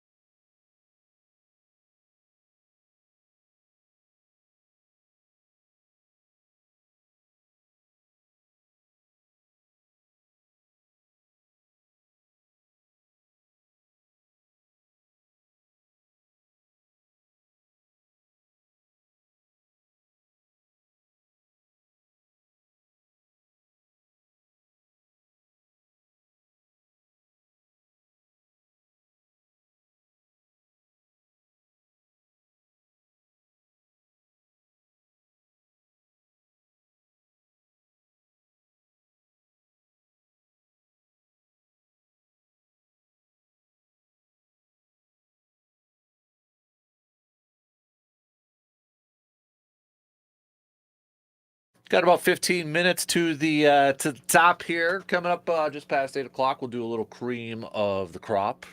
We'll make our selections for that. We're going to talk some college football coming up because, outside the Badger one, I mean, a big one, Penn State's and Ohio State. Early kickoff Saturday, too. So that'll be a good one there. We'll throw some college football talk in here as well before we get back to some more NFL chit-chat out there. I want to finish up, though. What the heck is wrong with the Milwaukee Bucks right now, Brandon? I mean, they pick up a win, first game, whatever. It's like, okay, but it was without Paul George and Joel Embiid. But they did what they were supposed to do. They haven't done what they were supposed to last 4. And it ain't getting any easier because their next 2 games are against undefeated Cleveland. There's a chance the Bucks could be 1-6. In the next few days here. What is wrong? You hear they have no identity. They have, none of this. And, the calls now are getting louder, or the rumors and reports, because there was another one out there like, oh, Giannis is eyeing the Nets and the Miami Heat. Then there was a report that Doc Rivers has more control on front office things, and it's making things more awkward in Milwaukee. And it's like, holy crap, one of our teams might be one of these teams where it just kind of blows up. What is going on right now? It's kind of funny to hear you mention Giannis is eyeing the Nets because what does he want to play with Ben Simmons? Like, right?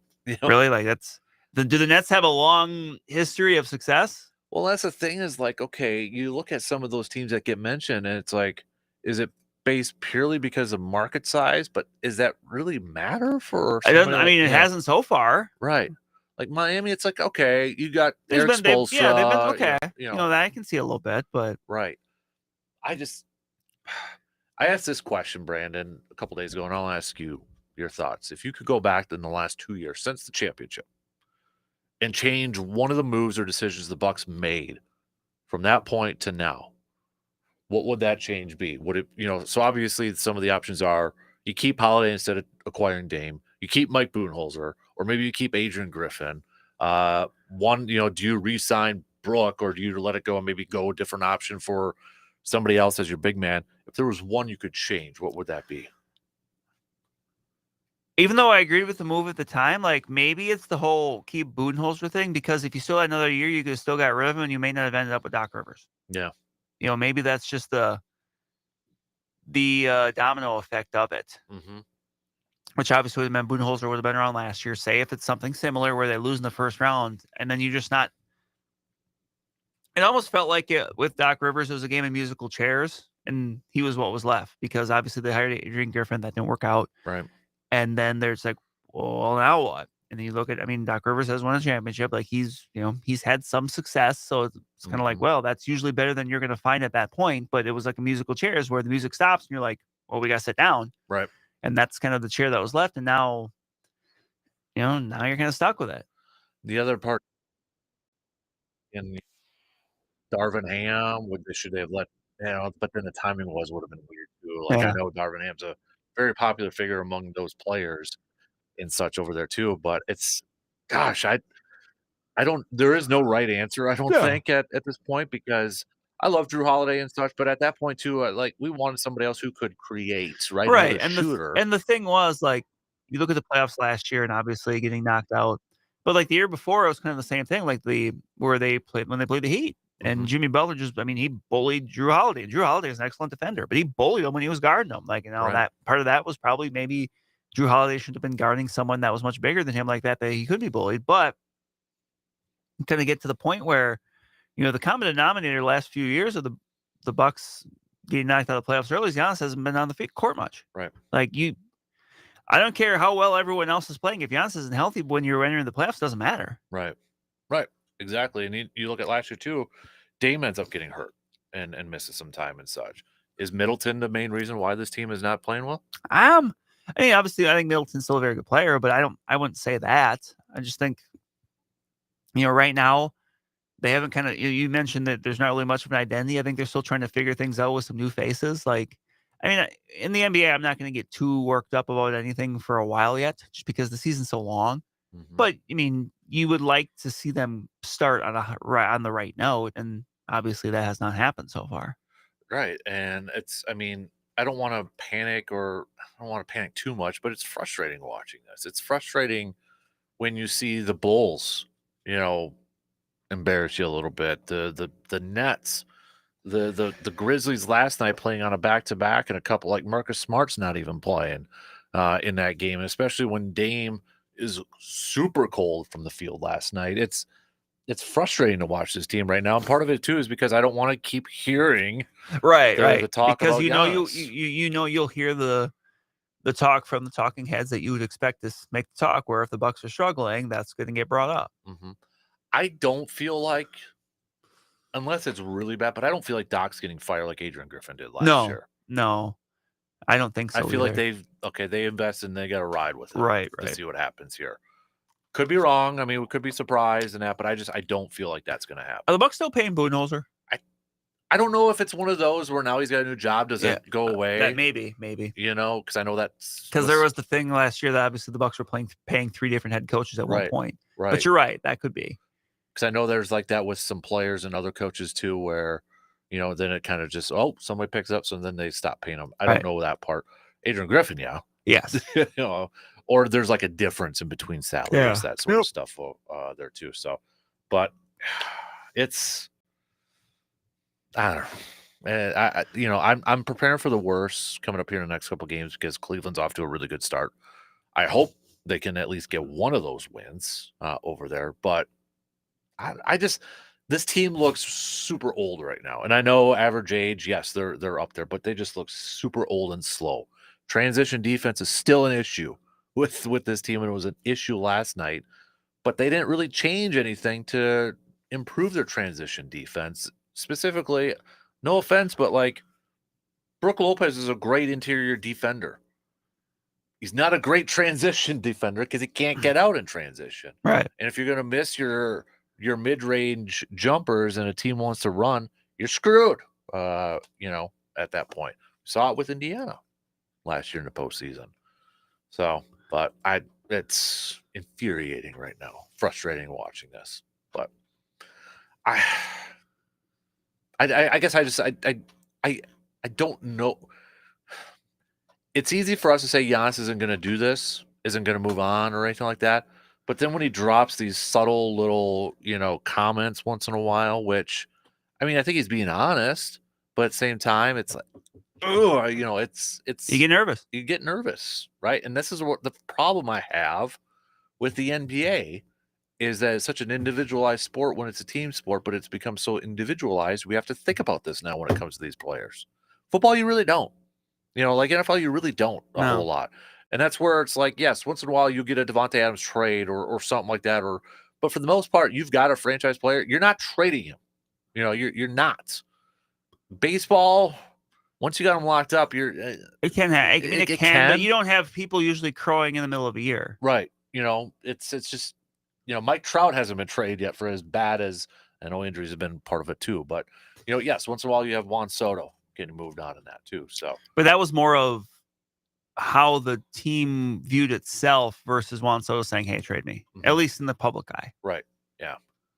Speaking of baseball, really quick to wrap it up, couple of Brewer notes this week. Chris Hook is back, but the Brewers do lose their first base coach. Quentin Berry's going to the Cubbies now over there, and he was a guy that really worked with base running, and was it the outfielders? I think over there too. So something the Brewers. I know it's not an offensive coordinator, defensive coordinator guys. No, but still a focal person. It is an upgrade because he's gonna be the third base coach for the Cubs, and and third base coach is considered a promotion because I mean you usually do have more things in your back pocket that you have to worry about. So obviously that's a spot they're gonna have to fill. But I mean, the Chris Hook thing. I mean, that's that was a big domino to fall. I mean, the Brewers pitching group, stable, however you want to say it, of coaches, like it's not just one person. I mean, we saw that with Derek Johnson, but at the same time, Chris Hook is a big part of it, and he's been a big part of it. So that was a good thing to hear. I think that kind of gives you that impression too when the Brewers come out with a release and a statement like, Chris Hook returns on a multi-year deal. Usually you don't hear bigger deals, stuff like that. No, I think they knew the importance of it, and I mean, they knew it would be good PR too, so it helps to play it up. Right. But no, that's good to have. And obviously now the World Series is over. Like stuff gets going right now. Like because they already declined Wade Miley's option. They declined Wade Miley's option. I think Wade might be done. Just might be retiring, and he could be a coach if he wants to. Yeah, he's that kind of guy. But Monday already is free agency. That's true. Right now I believe teams are there's like a 5-day window where free agents can negotiate exclusively with their teams. And then I think I saw a headline already. The Mets checked in on Soto. No time to right. No time to wait. But I mean, we've seen trades. Jorge Soler was dealt to the Angels from the Braves. So yeah, things are going. Like Monday is when I believe it's like 4 p.m. Monday or something. Like free agents can start talking with all teams. Yeah, it's I think the GM meetings are coming up here. I mean, sometimes there's deals there, but a lot of times you just kind of get the framework for things. Yep, I got the timeline right here for you. So Thursday, which was the first day after the World Series, eligible players become free agents. That starts a 5-day quiet period in which free agents may negotiate only with their team. Also, the trade freeze is lifted. Major league players may be traded between clubs. Fourth day, November 3rd, last day to request waivers on draft excluded players. Fifth day after the World Series, deadline for teams and players to make decisions on contract options and such. So, and then, yes, 4th through 7th is GM meetings. So, I mean, I don't expect anything too early as far as the Brewers goes. I mean, usually they're kind of the team that takes a little bit, and I think that'll be the case for a lot of things. But, going into this offseason, the big question will certainly be Willie Adames, where he ends up. I mean, the Brewers are going to, I'm sure, offer him a qualifying offer, which basically is just protects him with a pick then, right? Yeah, you get a draft pick if he ends up signing somewhere else for more than $50 million. It's a comp A, I think. He's going to sign for more than $50 million, so that's not an issue. But, and it's just going to be, I think the big kind of domino is, what do they do for, I'll just say that infield spot. Because you assume both Joey Ortiz and Bryce Terang are going to be starters there. So, but is it a shortstop? Is it a third base if you move Ortiz over? Is it second? Is it second base? That wouldn't be the route I would go because I would prefer to keep Terang at second. But this is the Brewers, and they are they have a lot of history of maybe doing things not the way people were expecting them to do. Do you think Rhys Hoskins will pick up his player option? I do, because I don't think he would get that in free agency. Right. And that's usually what you have to think of. So I think he comes back. Yeah, because it's $18 million he'd be turning down. Right. And I don't think he would be getting that somewhere else. Right. So, and he'll come back, I think, and just, play that second year. Yep. And then it's a mutual option after that. So, all right, 2 hours in. We got one more to go. We'll get back to some football talk coming up after these news updates.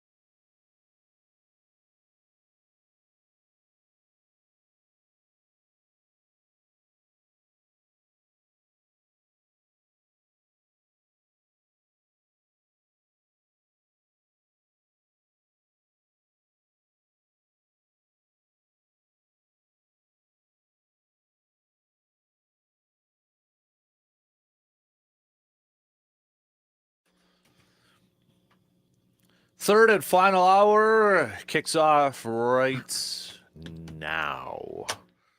Hopefully, we're all off to a warm and fantastic start this morning. Brandon and I are going to record our new episode of the podcast as we get done on the air here. Something been teasing the last couple days. The top 5. Now, I should mention this. I don't know if he's on yours, but we're kind of, give or take a few years, Super Bowl-ish era. So, like Otto Graham and Paul Brown wouldn't necessarily count. Okay, that's fair. Unless you want to make an argument. No, that's fair. That's fair. So, top 5 of the Super Bowl era. Yeah, I think give or take a couple years, you know, before or after, you know, somewhere around there. So, that's why, you know, I'm not going to do Arnie Herber and Curly Lambeau for that, because I have my top 5 and nobody has guessed it yet. And I think mine's pretty generic, but nobody has guessed it. And mine's right, of course. Mine is the ultimate list. I mean, I'm sure nobody has guessed what I'm sure is at least third, which would be Mike McCarthy and Scott Tolzien. I thought you were going to say Rodgers, but no, no, they have not over there. So, because you and I have talked about this before, you know, the whole argument about, well, is it the coach or the quarterback? It's both. Right. It's both. So, I don't know what yours is. You don't know what mine is, but I just know nobody has guessed mine, so they haven't won a prize or anything like that. And mine's the right list. So and mine's pretty generic. And there's one that everybody continues to overlook. I don't know why. So you guys will have to listen to the pod later this morning when we're up there. And I can tell Brandon how wrong he is, unless we have the same exact one. Which would be crazy, but it would be crazy. Possible. But crazier things have happened before. Before we get back to some more football talk here, want to do a little cream of the crop here this morning to kick off the third hour? You ready to do that? I think we could do that. You're so amped up for cream of the crop, man.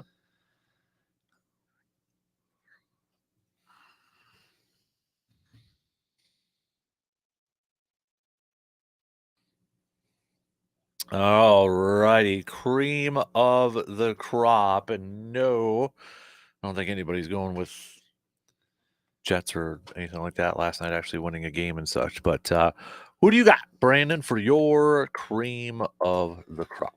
I mean, I could have did this last week, but they didn't play. I'm going to go with Army football.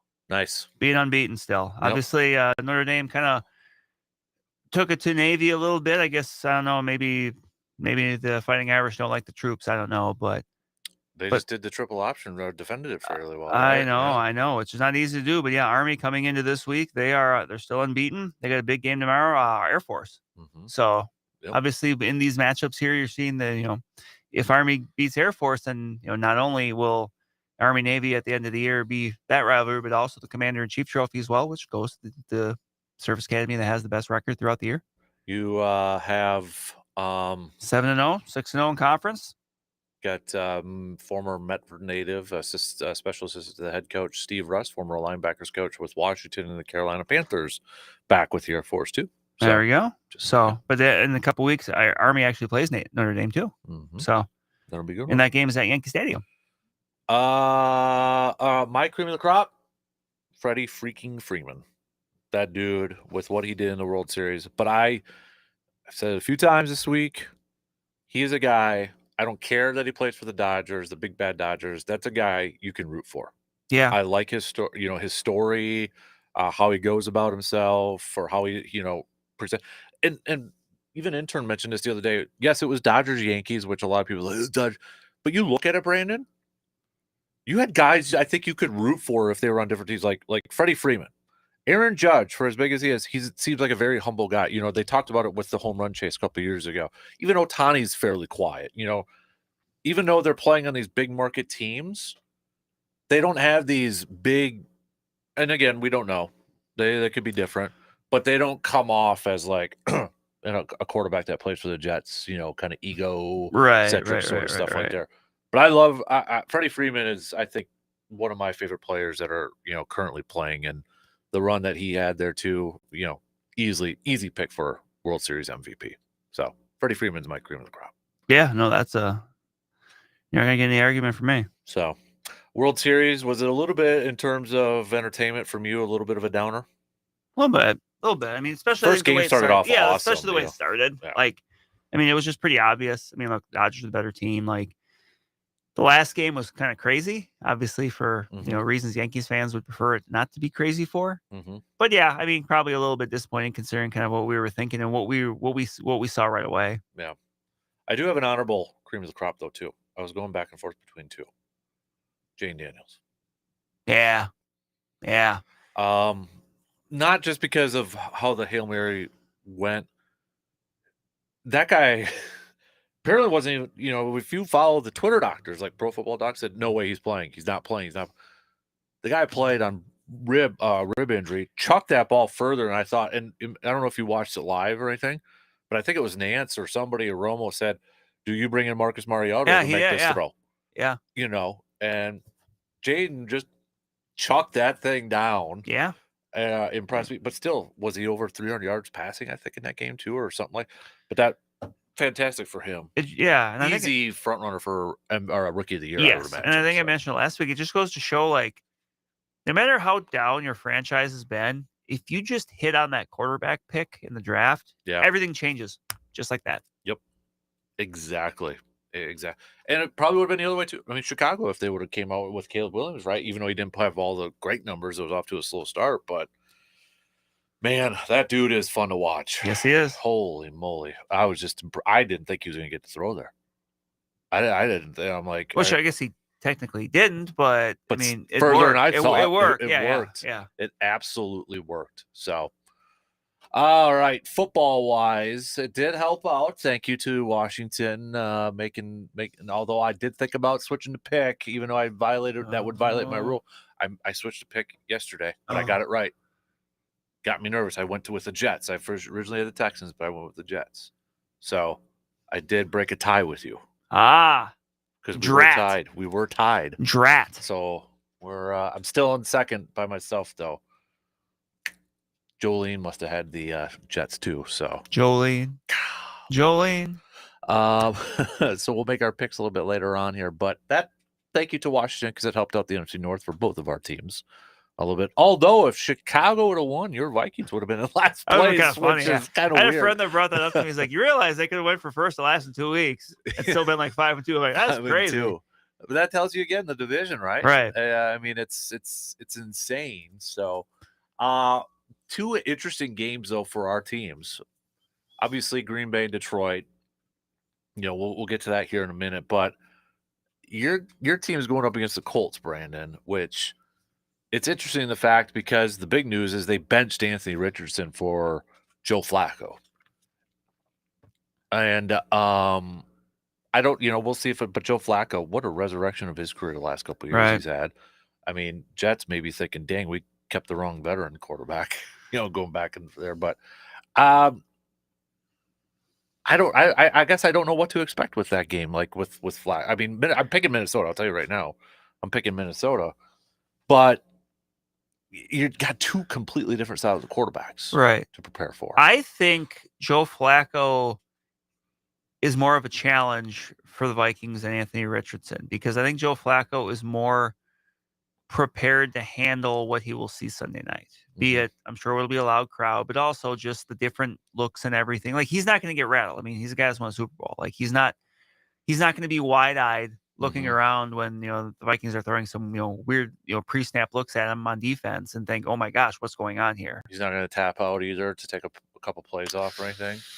I don't believe he will. So I mean, he's someone that I think is going to be more likely to just I say it all the time when it comes to quarterback, but play point guard, be able to just utilize what he has, utilize the run game, utilize some good receivers, get the ball out on time. Like it's I don't think it's a coincidence that after Flacco was announced as the starter, I think the line moved a couple points in favor of Indianapolis. You got a battle of two former Jets quarterbacks that were just thrown off the wayside here, which now the Jets may wish they had either one of those guys at this point. But again, example, I think too, get a guy in the right position, coach or whatever. But yeah, I don't know how to make out that game. It'll be interesting. I don't know if I want to buy into it. Like, oh, Flacco's in. You mentioned the line, but it's like But could they still do? I still think it's Vikings. I'm still. It'll be interesting. I was a little surprised when that game got flexed. Not so much that Jacksonville Philly got flexed out, but I mean, and remember, it's like networks can protect certain amount of games. So it's Did like they flex it though at that point? Say, hey, let's get Anthony Richardson in primetime. Or maybe at the time too, it was. I mean, that was before the Vikings lost back-to-back games. Maybe it was, hey, this team is unbeaten, or they just lost barely to Detroit. Let's get them in there, but. I mean, you definitely need to flex that Jacksonville Philly game out. But I mean, if you're wondering, like, well, why didn't they move like Detroit and Green Bay? Well, chances are Fox probably protected that. Said, no, you can't take that game. Yeah. It's not as simple as just taking at the networks. Yeah, NBC doesn't just get to go. We want that game. Right. Yep. I mean, come on. We got to get Brady announcing this one. Got to get him to Green Bay to announce this one too. So come on, got to get that at least one time in there too. Hopefully a Packer guy can win the LFG Tom Brady Award after this too. So then you got Packers Lions up here. Another game this is the game. It is a perfect definition of the head versus the heart type of game. I factor in injuries obviously with Green Bay and this one and such. So I think Jordan plays, to be honest with you. What do you think? I mean, they're leaving the possibility open. I'm. You gotta make a prediction, man. Do you think he plays? Yeah. Here's the thing: if it wasn't Detroit, if it wasn't a division game, and with that bye afterwards, maybe you. So say it was Arizona. Yeah, I don't think. Then maybe he doesn't. Even if he could, like, even though I get it, if you can play, you can play. But like, with that bye, that being that week after, knowing that they've had success against, or success with Malik Willis, like maybe that's one where if it's not a division game, you say, hey, look, we know you can, like, we know you, let's put it this way, we know you could. So it sounds like what you're saying is that if you had the choice, if they said, Brandon, you get to make the pick and you're a Packers fan, so you can't just, but you're the coach it's like, okay, he's medically cleared. Does he play or not? It almost sounds like you would say no, because I'd be a little leery. With that bye week, I mean, I would prefer to give it 2 weeks.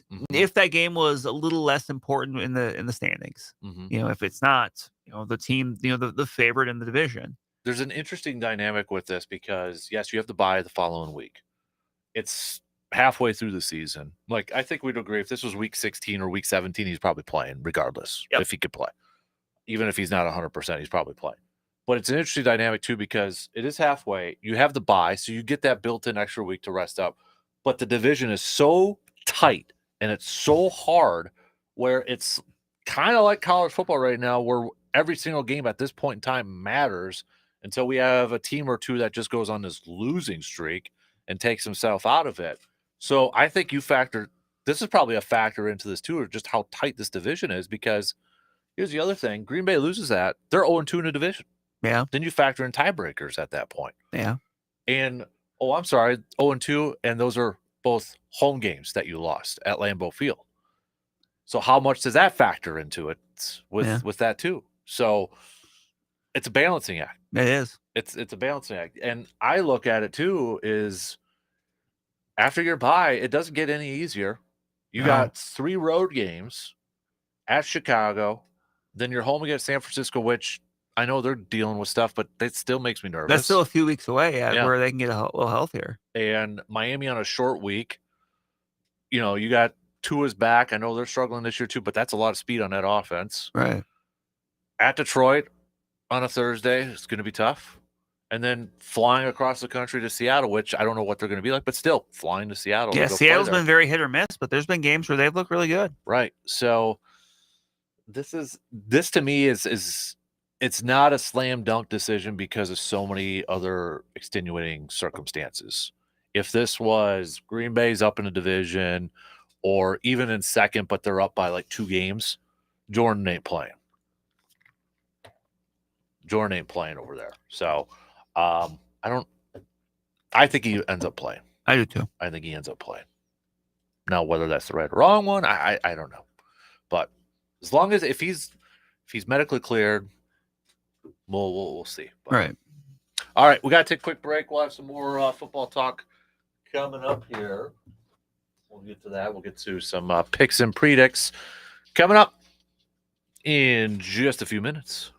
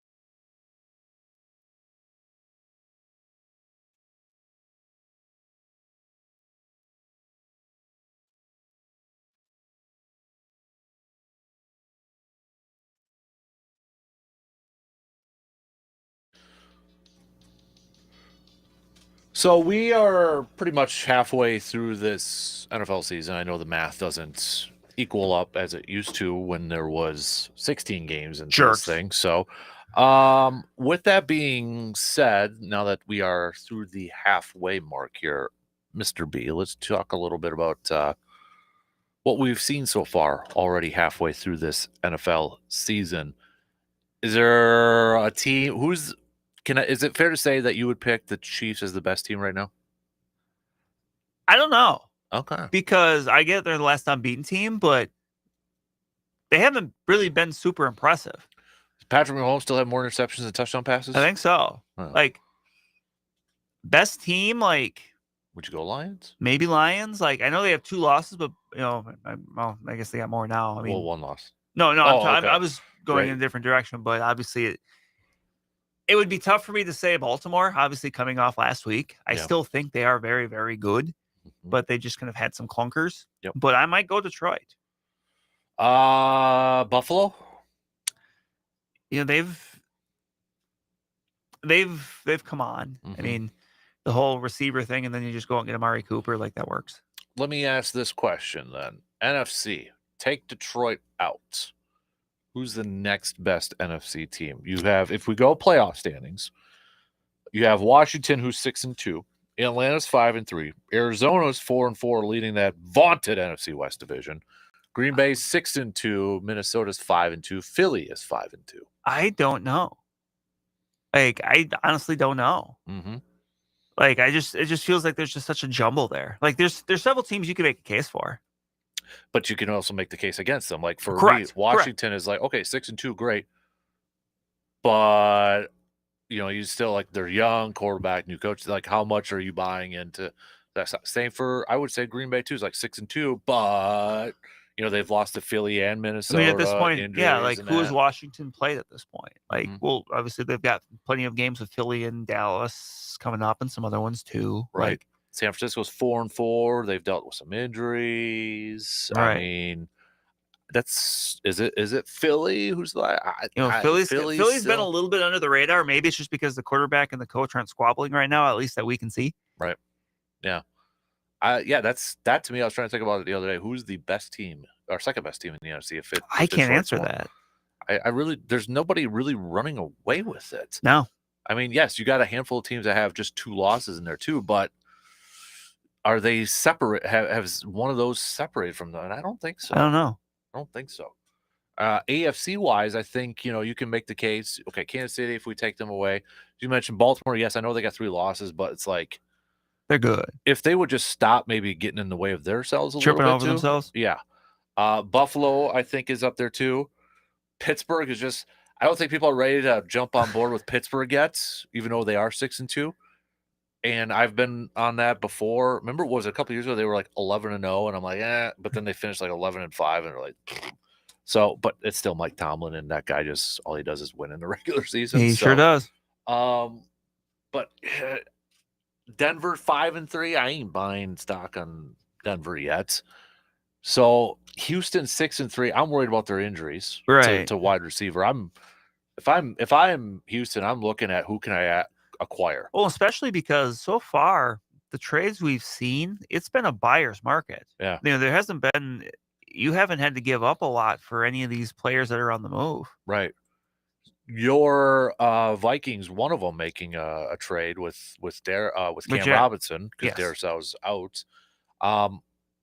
I mean, you look at it was a draft pick change. Yeah, it was. I mean, it could bump up a little bit. It depending on certain parameters being met. But yeah, really, it was just a draft pick swap. They're not giving up more than they're getting. Right. It's just that it's going to be a little bit higher, obviously. But yeah, I mean, it seems like a real buyer's market. Right. So, do you think your team will make another move before Tuesdays? I don't know. They might. Like, I think we're still waiting for Detroit to get that pass rusher, but it's like, and that's the big thing, because that's kind of the one with Aiden Hutchinson being out now. That's kind of the one thing with them where it's like they have some guys that are good, but they don't have like that person that if you're facing them, you're like, oh, like it doesn't even have to be like Aiden Hutchinson good, but like somebody solid that can kind of lead the way there. So yeah, I mean, they've already made 2. I mean, remember they made the deal for Cam Akers, but I wouldn't mind seeing them maybe get another corner. the Vikings cornerback group is very experienced.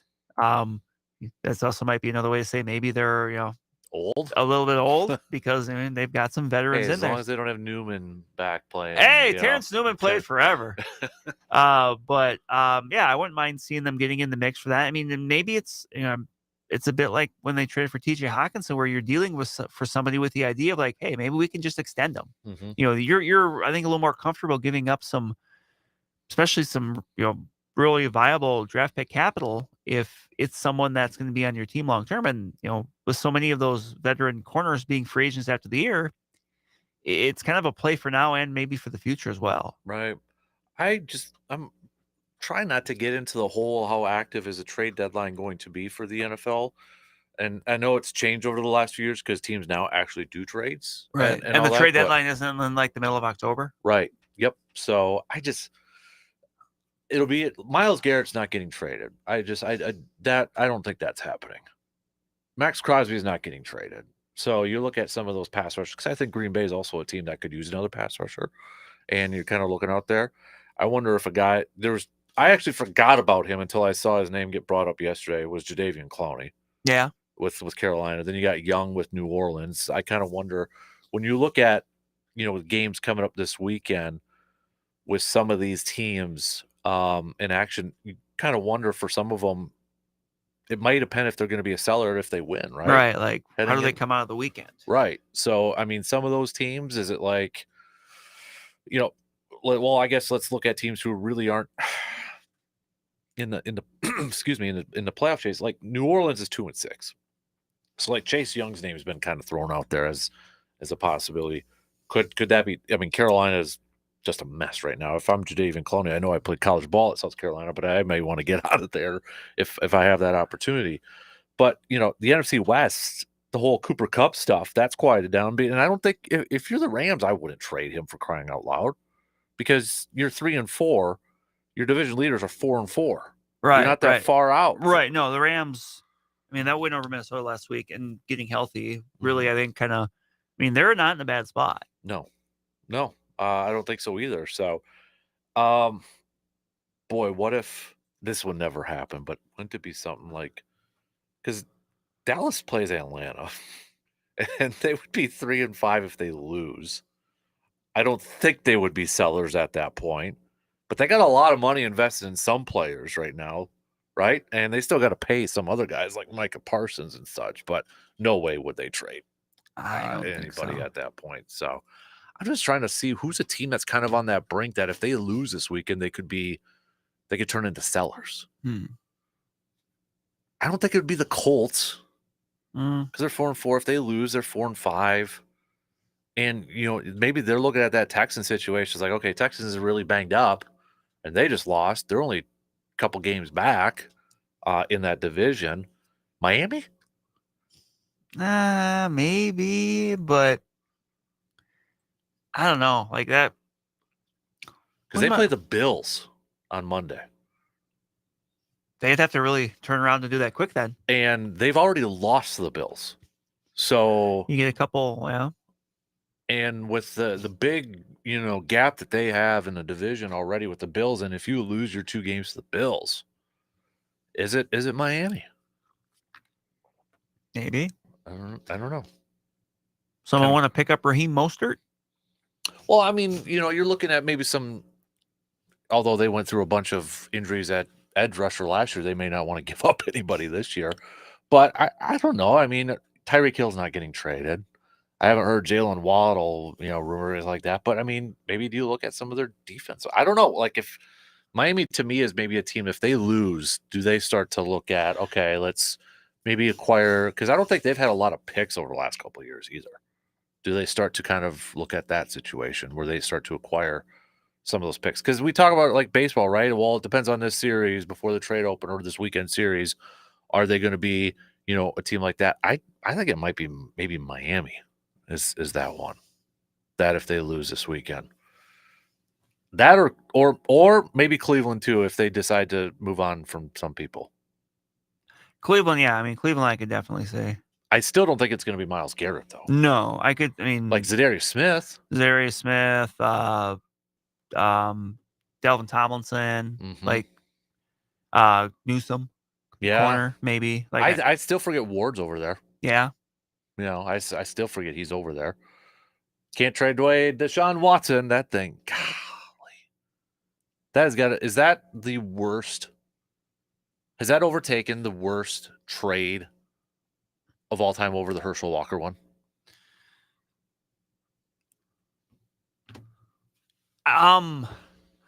I think the thing that makes the Herschel Walker trade so bad isn't necessarily that he didn't work out for the Vikings. It's that the Cowboys turned those picks into some heavy hitters for the Super Bowl, for their Super Bowl window. Right. But I think based on what they gave up and what they paid Deshaun Watson, in that way, it's worse. I won't say just overall it is, but when you look at just how bad he's been in Cleveland with the baggage that came with it, and just seeing how much you've paid for that privilege, that makes it worse. But what makes the Herschel Walker trade so bad in hindsight isn't necessarily that they traded for this guy and it didn't work out. It's because they traded this guy and it didn't work out, and Dallas took what they got and built a dynasty. I know there's still some years left to be played on this thing here too to let it go, but I mean, for whatever reason, Houston's had Cleveland's number in terms of trading quarterbacks. Go to the Brock Osweiler one, and now Deshaun Watson and such. It's like, how many of these teams that were rumored into Deshaun Watson are just saying thank you? Atlanta, Philly was even mentioned a little bit in there at that point. Remember when Lamar Jackson was a free agent, and these teams like, no, we don't need to go. Really, we're not going to give away 2 first-round picks for him, and yeah, you can't tell me there's not some level of collusion in the NFL when stuff like that happens. Oh, come on. When a legitimate multi-time MVP hits free agency in his prime, and you've got teams, we really like this, come on, you have an opportunity to get a 2-time MVP. Or I understand you need to have rules in place so teams don't talk to players, but if there are legit, like if there's people in the NFL or anything like that that truly believe like teams are going to follow that, you're on a pipe dream. Yep. That's just right. But I understand you have to have something in place. You can't have it be the Wild West. Yes. You can't do that. So I understand it, but it's at the same time, it's also like the whole stupid legal tampering period, for crying out loud. Right. I mean, come on. When it just moved up the date where insiders can announce contracts. Right, because it's crazy how the legal tampering period it wasn't DeAndre Swift. Yeah. With it was like a 30 seconds into the legal tampering period, and Schefter's like, "Oh, the Bears are poised to agree to agreement with DeAndre Swift." Wow, 30 seconds! You guys were quick. Right. Literally picked up the phone, must have timed it out that correct, or sitting at the doorstep and just said, "Here's the deal. What do you say? Sign now. Yeah, let's do it." That stuff is just annoying as a fan. It is, to be honest. So, all right. No, it's still a little too early for picks yet. No, yeah, it's a little too early. I'll throw this out one more time. If anybody can guess my top 5 head coach quarterback duos, I will send you a prize. Ooh. So text it on over 715-830-1912. Nobody has gotten it. We've had people get 4 of the 5 right, Brandon. 4 of the 5. Ooh. And for this exercise, I don't think I'm going to do an honorable mention either. I'm just going to do straight up 5. I think I'm going to as well. Straight up 5? I think straight up 5. Straight up 5. So nobody has gotten it, but I'm still waiting to see if somebody can get. If you threw out a guess before, you don't get a second guess. You don't get a second guess. Maybe you do. Maybe I'm in a good mood. I'm leaving in like 25 minutes to go hunting, so I'm kind of in a good mood here. So, tell you what, let's take a quick break, and we'll do some picks. We'll do some extended picks here because we've got college football, we've got some hoops, and of course, we've got pro football picks as well. So, quick break. We'll be back in just a couple minutes.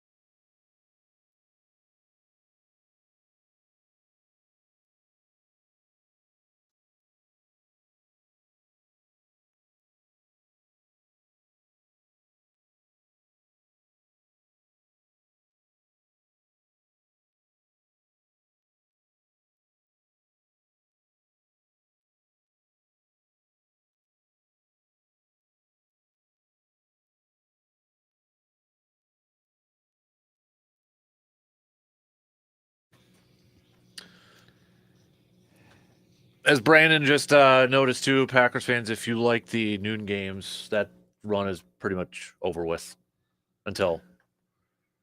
Well, I mean, right now Chicago, that technically could get flexed too. I don't know what those week 11 games, or did they already do the week 11 flex? I can't remember. I don't know. I can look and see though. But so that's listed right now as a noon game.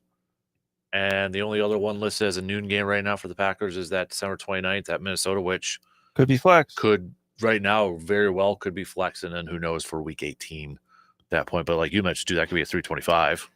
Well, currently the Sunday night game on Sunday, November 17th, when the Packers play at the Bears, is shocker, the Jets hosting the Colts. That could get flexed. Otherwise, the big games of that day, looking around, I mean, Kansas City Buffalo is the big late game. That's going to be protected by CBS. Yeah. What's America's game of the week? Cowboys versus who? CBS has a doubleheader. Maybe Seahawks 49ers. That's a 3:05 Fox game. Otherwise, I mean, honestly, Fox might protect that Packers Bears game. Yeah. Could they switch it to a 325? Maybe. No, because CBS has doubleheader. Oh yeah, you just said that. So yep. Otherwise, Cincinnati and Chargers. Yeah. Vikings, Titans. No. No. It's not a super great. Okay. I don't. Yeah. So Fox we'll see. might protect that one. Yeah, they might, because there's just not much else. No. I mean, gone is the rest of the noon games. Then besides that, God, it was a good run. It was. It was fantastic having 1, 2. Kirk Cousins' 3, wheelhouse. 5, 6 noon games we've had in the first 9 weeks. It was so awesome. Yep. Golly. And now it's just ruined. Ruins. But let's make our picks. I'm just getting mad now because, you got a Thanksgiving one that's going to be late, and I got to stay up and watch it. And four early straight 7:15 games, essentially. Yeah. Week 13, Sunday, 16. Thursday, Sunday. So Thanksgiving, won't be here because I'll be hunting. But I'll be up early hunting. Then the following Thursday. It could possibly be 5 if that Packer Viking game is flexed. Yeah. But would they have the Packers? I mean, they would have the Packers on Sunday night 2 times in 3 weeks. Oh, that's happened before. Yeah. Vikings have played back-to-back Sunday night games. Yeah.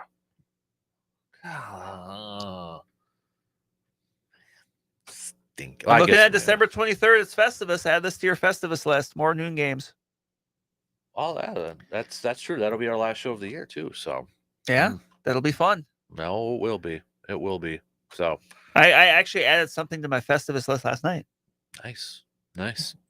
All right, you want to do picks? And then do. If we got time, we might do the live edition of the QB thing. Yes. So let's start it off with college football. Penn State, Ohio State. I'm gonna go Ohio State. Okay, it's in Penn State. I'm gonna go Ohio State. Okay. I think they bounced back, and from the Oregon game a few weeks ago. I don't. Do we know the stats of Drew Aller? The quarterback for Penn State. I'm gonna go Ohio State. Ohio is favored by 3 in this one. So. I'm gonna go Ohio. I'll go Ohio State too. Air Force, Army. Army's favored by 22. Do they cover? Yes, I'm gonna go Army. I'll go Army. They don't cover. Cool. Let's go. I want to bring this one. We might as well start picking them, but just see if they can do it. Indiana at Michigan State. Indiana's favored by 8. Indiana. Yep. I hope they're undefeated when they play Ohio State. Yes. I can root for Indiana even though it's in the Big Ten. Yes. Yeah. I appreciate, for now anyway, if they're good for a few years, it'll probably get on my nerves, but I appreciate the confidence of Kirk Cignetti. Yes, I do too. Pittsburgh at SMU. SMU is favored by 7.5. Isn't Pitt unbeaten? Or they got 1 loss? Pitt is, let me double check. They are undefeated. Yeah. 7-0. I'm gonna go Pitt. 7.5 seems like a lot. Does Vegas know something? Maybe they do. Eric Dickerson coming back. Gerald Ford Stadium. I'm gonna still go with Pitt. I'm gonna go Pitt too. SMU's coming off of just barely beating Duke 28-27. So yeah, I'm gonna go Pitt as well. Give some love Panthers to who coached there? Former Paul Bears Chris. Coach. Well, yeah, Paul Chris. Before Dave Wannstedt. Thank you. Yep. Mustache. Yep. A very underrated, one of the best mustaches of all time, I will say. Dave Wannstedt? Yeah. He had to follow Ditka. Yeah. That's tough to follow. It's tough to follow that mustache game. Mm-hmm. But it was solid. It was very solid. Yep. Let's go. And then Wisconsin, Iowa. I'm going to go Iowa. Kinnick Stadium at night is a darn tough place to play. I know Iowa's had their issues. Wisconsin, they got to find a way to get some offense going. Like, if that offense has a pulse, they can win that game last Saturday. Mm-hmm. Like, they've got to be able to. I mean, it's gonna be tough to run the ball in Iowa. Iowa's defense is very good, but they've got to figure it out. They've got to be able to hit some shots in the passing game. Right. I'm gonna go Iowa in this one too. I'll go Iowa. Just the running game right now, it just makes me nervous with Iowa. So I was close on the score last week. It was 28-13. I said 23-13. You were, but you were still wrong. I was. By the way, picks and predicts brought to you by our good friends at the Elbow Room, and I want to bring this up again because the Elbow Room got a Halloween party coming at you tomorrow night. So if you want to show watch off some games and dress up. Yep. You can win a bar tab over there too, $50 bar tab from the Elbow Room over there. So get your best dressed and participate in Halloween. May be over with for the kiddos for trick-or-treating, but not for the adults. Adultoween. Yes, Adultoween. Head on over to the Elbow Room, located right next to the Banbury Place. NFL picks. Ready? Let's get at her. Pitter patter. Let's get at her. Cowboys, Atlanta. It is the Zimmer Cousins Bowl. I didn't even think of that, but you're right. I'm gonna go with the Falcons. Who did I pick? Because this one's a tough one for me. I'm gonna log in and see what I actually picked here. Because I could see it going either way. Oh yeah. This was not an easy pick for me to make, but do we know if Micah Parsons is playing? I don't know. I am going to go with, I picked Dallas, so I guess I got to ride with Dallas. You love the Cowboys. I guess I'm rolling with them. Eventually, they got to win another game, but I'm not confident. Denver at Baltimore. Baltimore bounces back. Baltimore wins. Miami, Buffalo.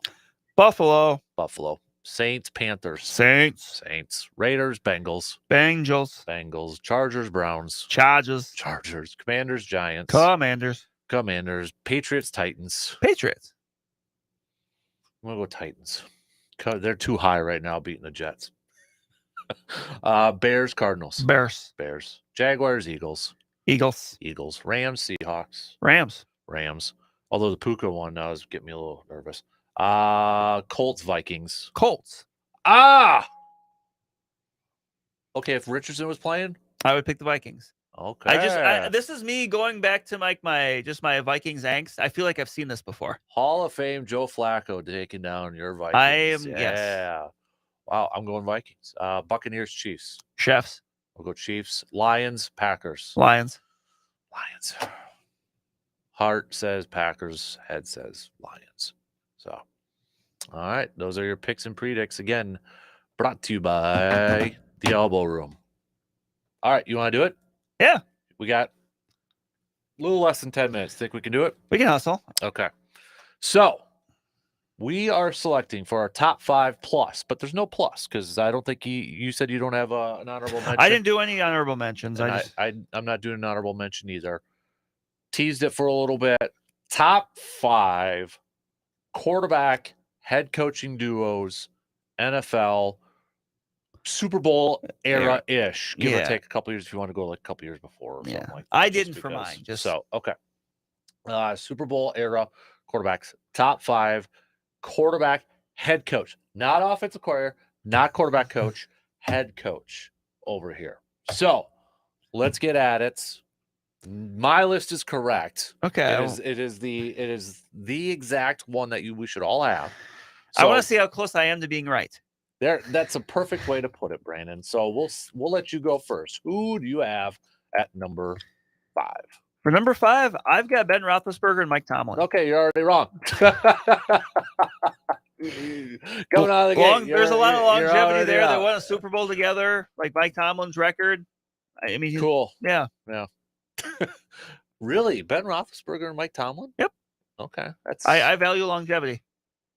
They won one. They went to a couple. They did. They went to a couple. They lost to maybe another. They did. Possibility. Coach, quarterback duo over there. Just kind of throwing that one out there. So, my number 5 one, I'm going because when I think about this, there's actually a little bit of a theme with some of my quarterbacks and head coaches here, where maybe there was some thoughts that quarterback couldn't amount to anything, and then got tagged with the right coach, and boom. So when I think of a quarterback head coach relationship, one of the very first ones I think of, Favre and Holmgren. Favre is not Favre without Holmgren. And I think if Holmgren would have stayed instead of going to Seattle, Green Bay would have at least another Super Bowl. Holmgren should be in the Hall of Fame, in my opinion. I know he just made a finalist list. Favre, Holmgren, number 5 head coach, because those two paired together, that worked. It was perfect blending right there. Favre's not Favre without Holmgren. So Favre and Holmgren, number 5. Number 4, Brandon. Number 4, you mentioned the pairing. Obviously, this is the kind of the modern blueprint, Mahomes and Reed. Okay. Yeah. I mean, the thing with this one is they could be a lot higher in a few years. It's just that this is still active, so I can't, Yep. That was my 4 too. Hey, we got one. Look at me, I'm not terrible wrong all the time.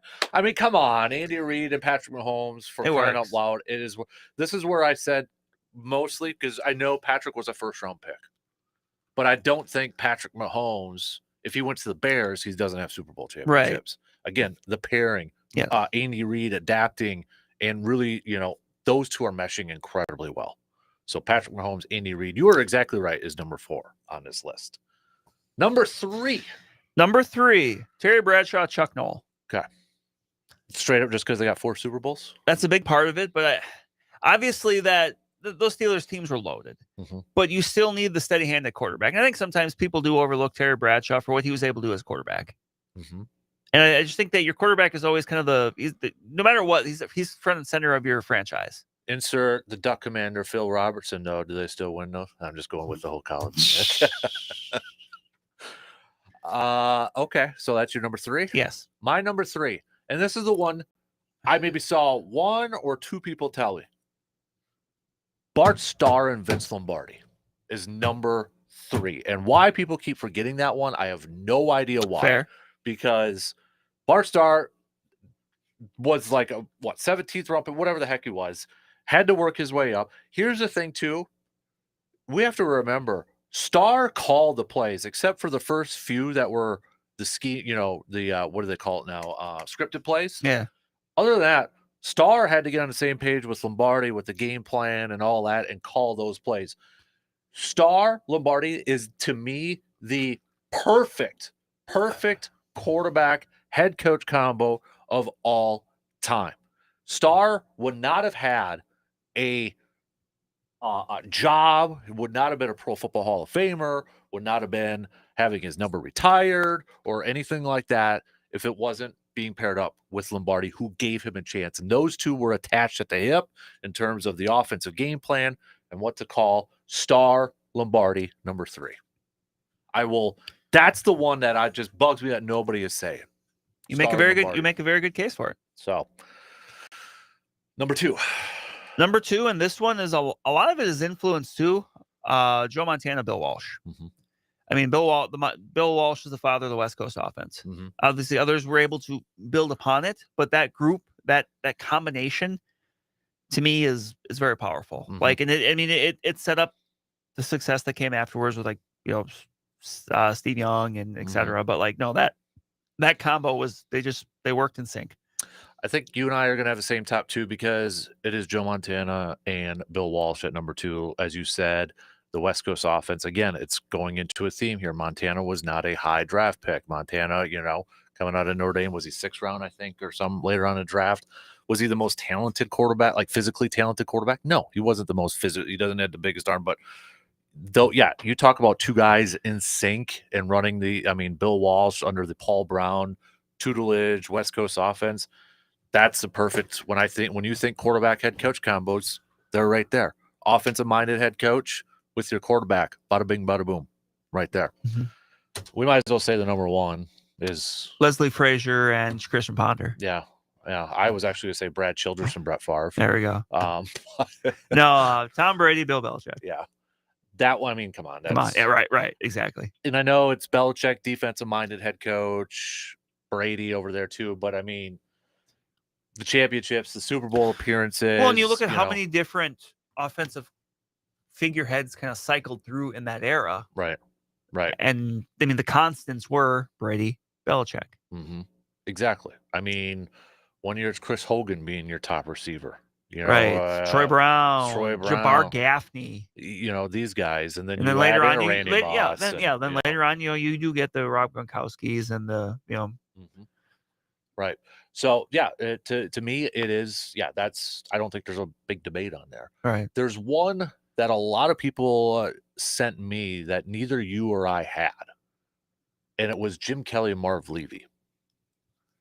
I get it, 4 Super Bowl appearances and over there and that style of offense and that. The K-gun, That to me, I don't see that as, and I don't know if people are just picking it because of the Super Bowl appearances on there. But when I think about head coach quarterback duos like attached to that, I don't think of Kelly and Marv Levy. Yeah, and there were some other ones I was thinking of, but like, because I it's like, well, what about like Peyton Manning and Tony Dungy? It's like they weren't together. Got a few there too. They weren't together that long, right? They weren't together. They were very successful. I think Tony Dungy won at least 10 games every year he was with the Colts. I almost put Peyton Manning and Tom Moore more.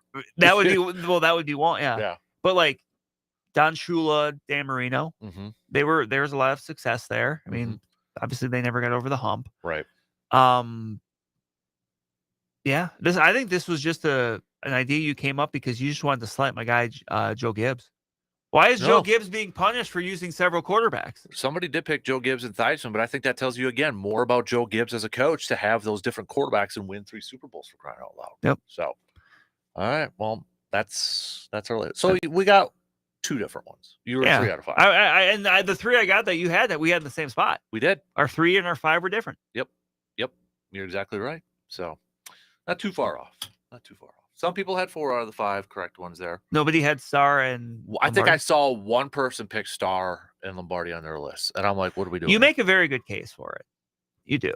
I mean, that's Star isn't Star without Lombardi, but Lombardi needed a quarterback to call his offense because, sorry, that's it's not hand signals on the sideline or calling them in back then. So the big cards. Yep. Hold up the big card that has like a picture of a donut and a 17 and a. They had to have their meetings. Chevy Tahoe on it or something. They had to have their meetings. They had scripted plays, but then after that, it was Star calling the plays, trying to be in Lombardi's head.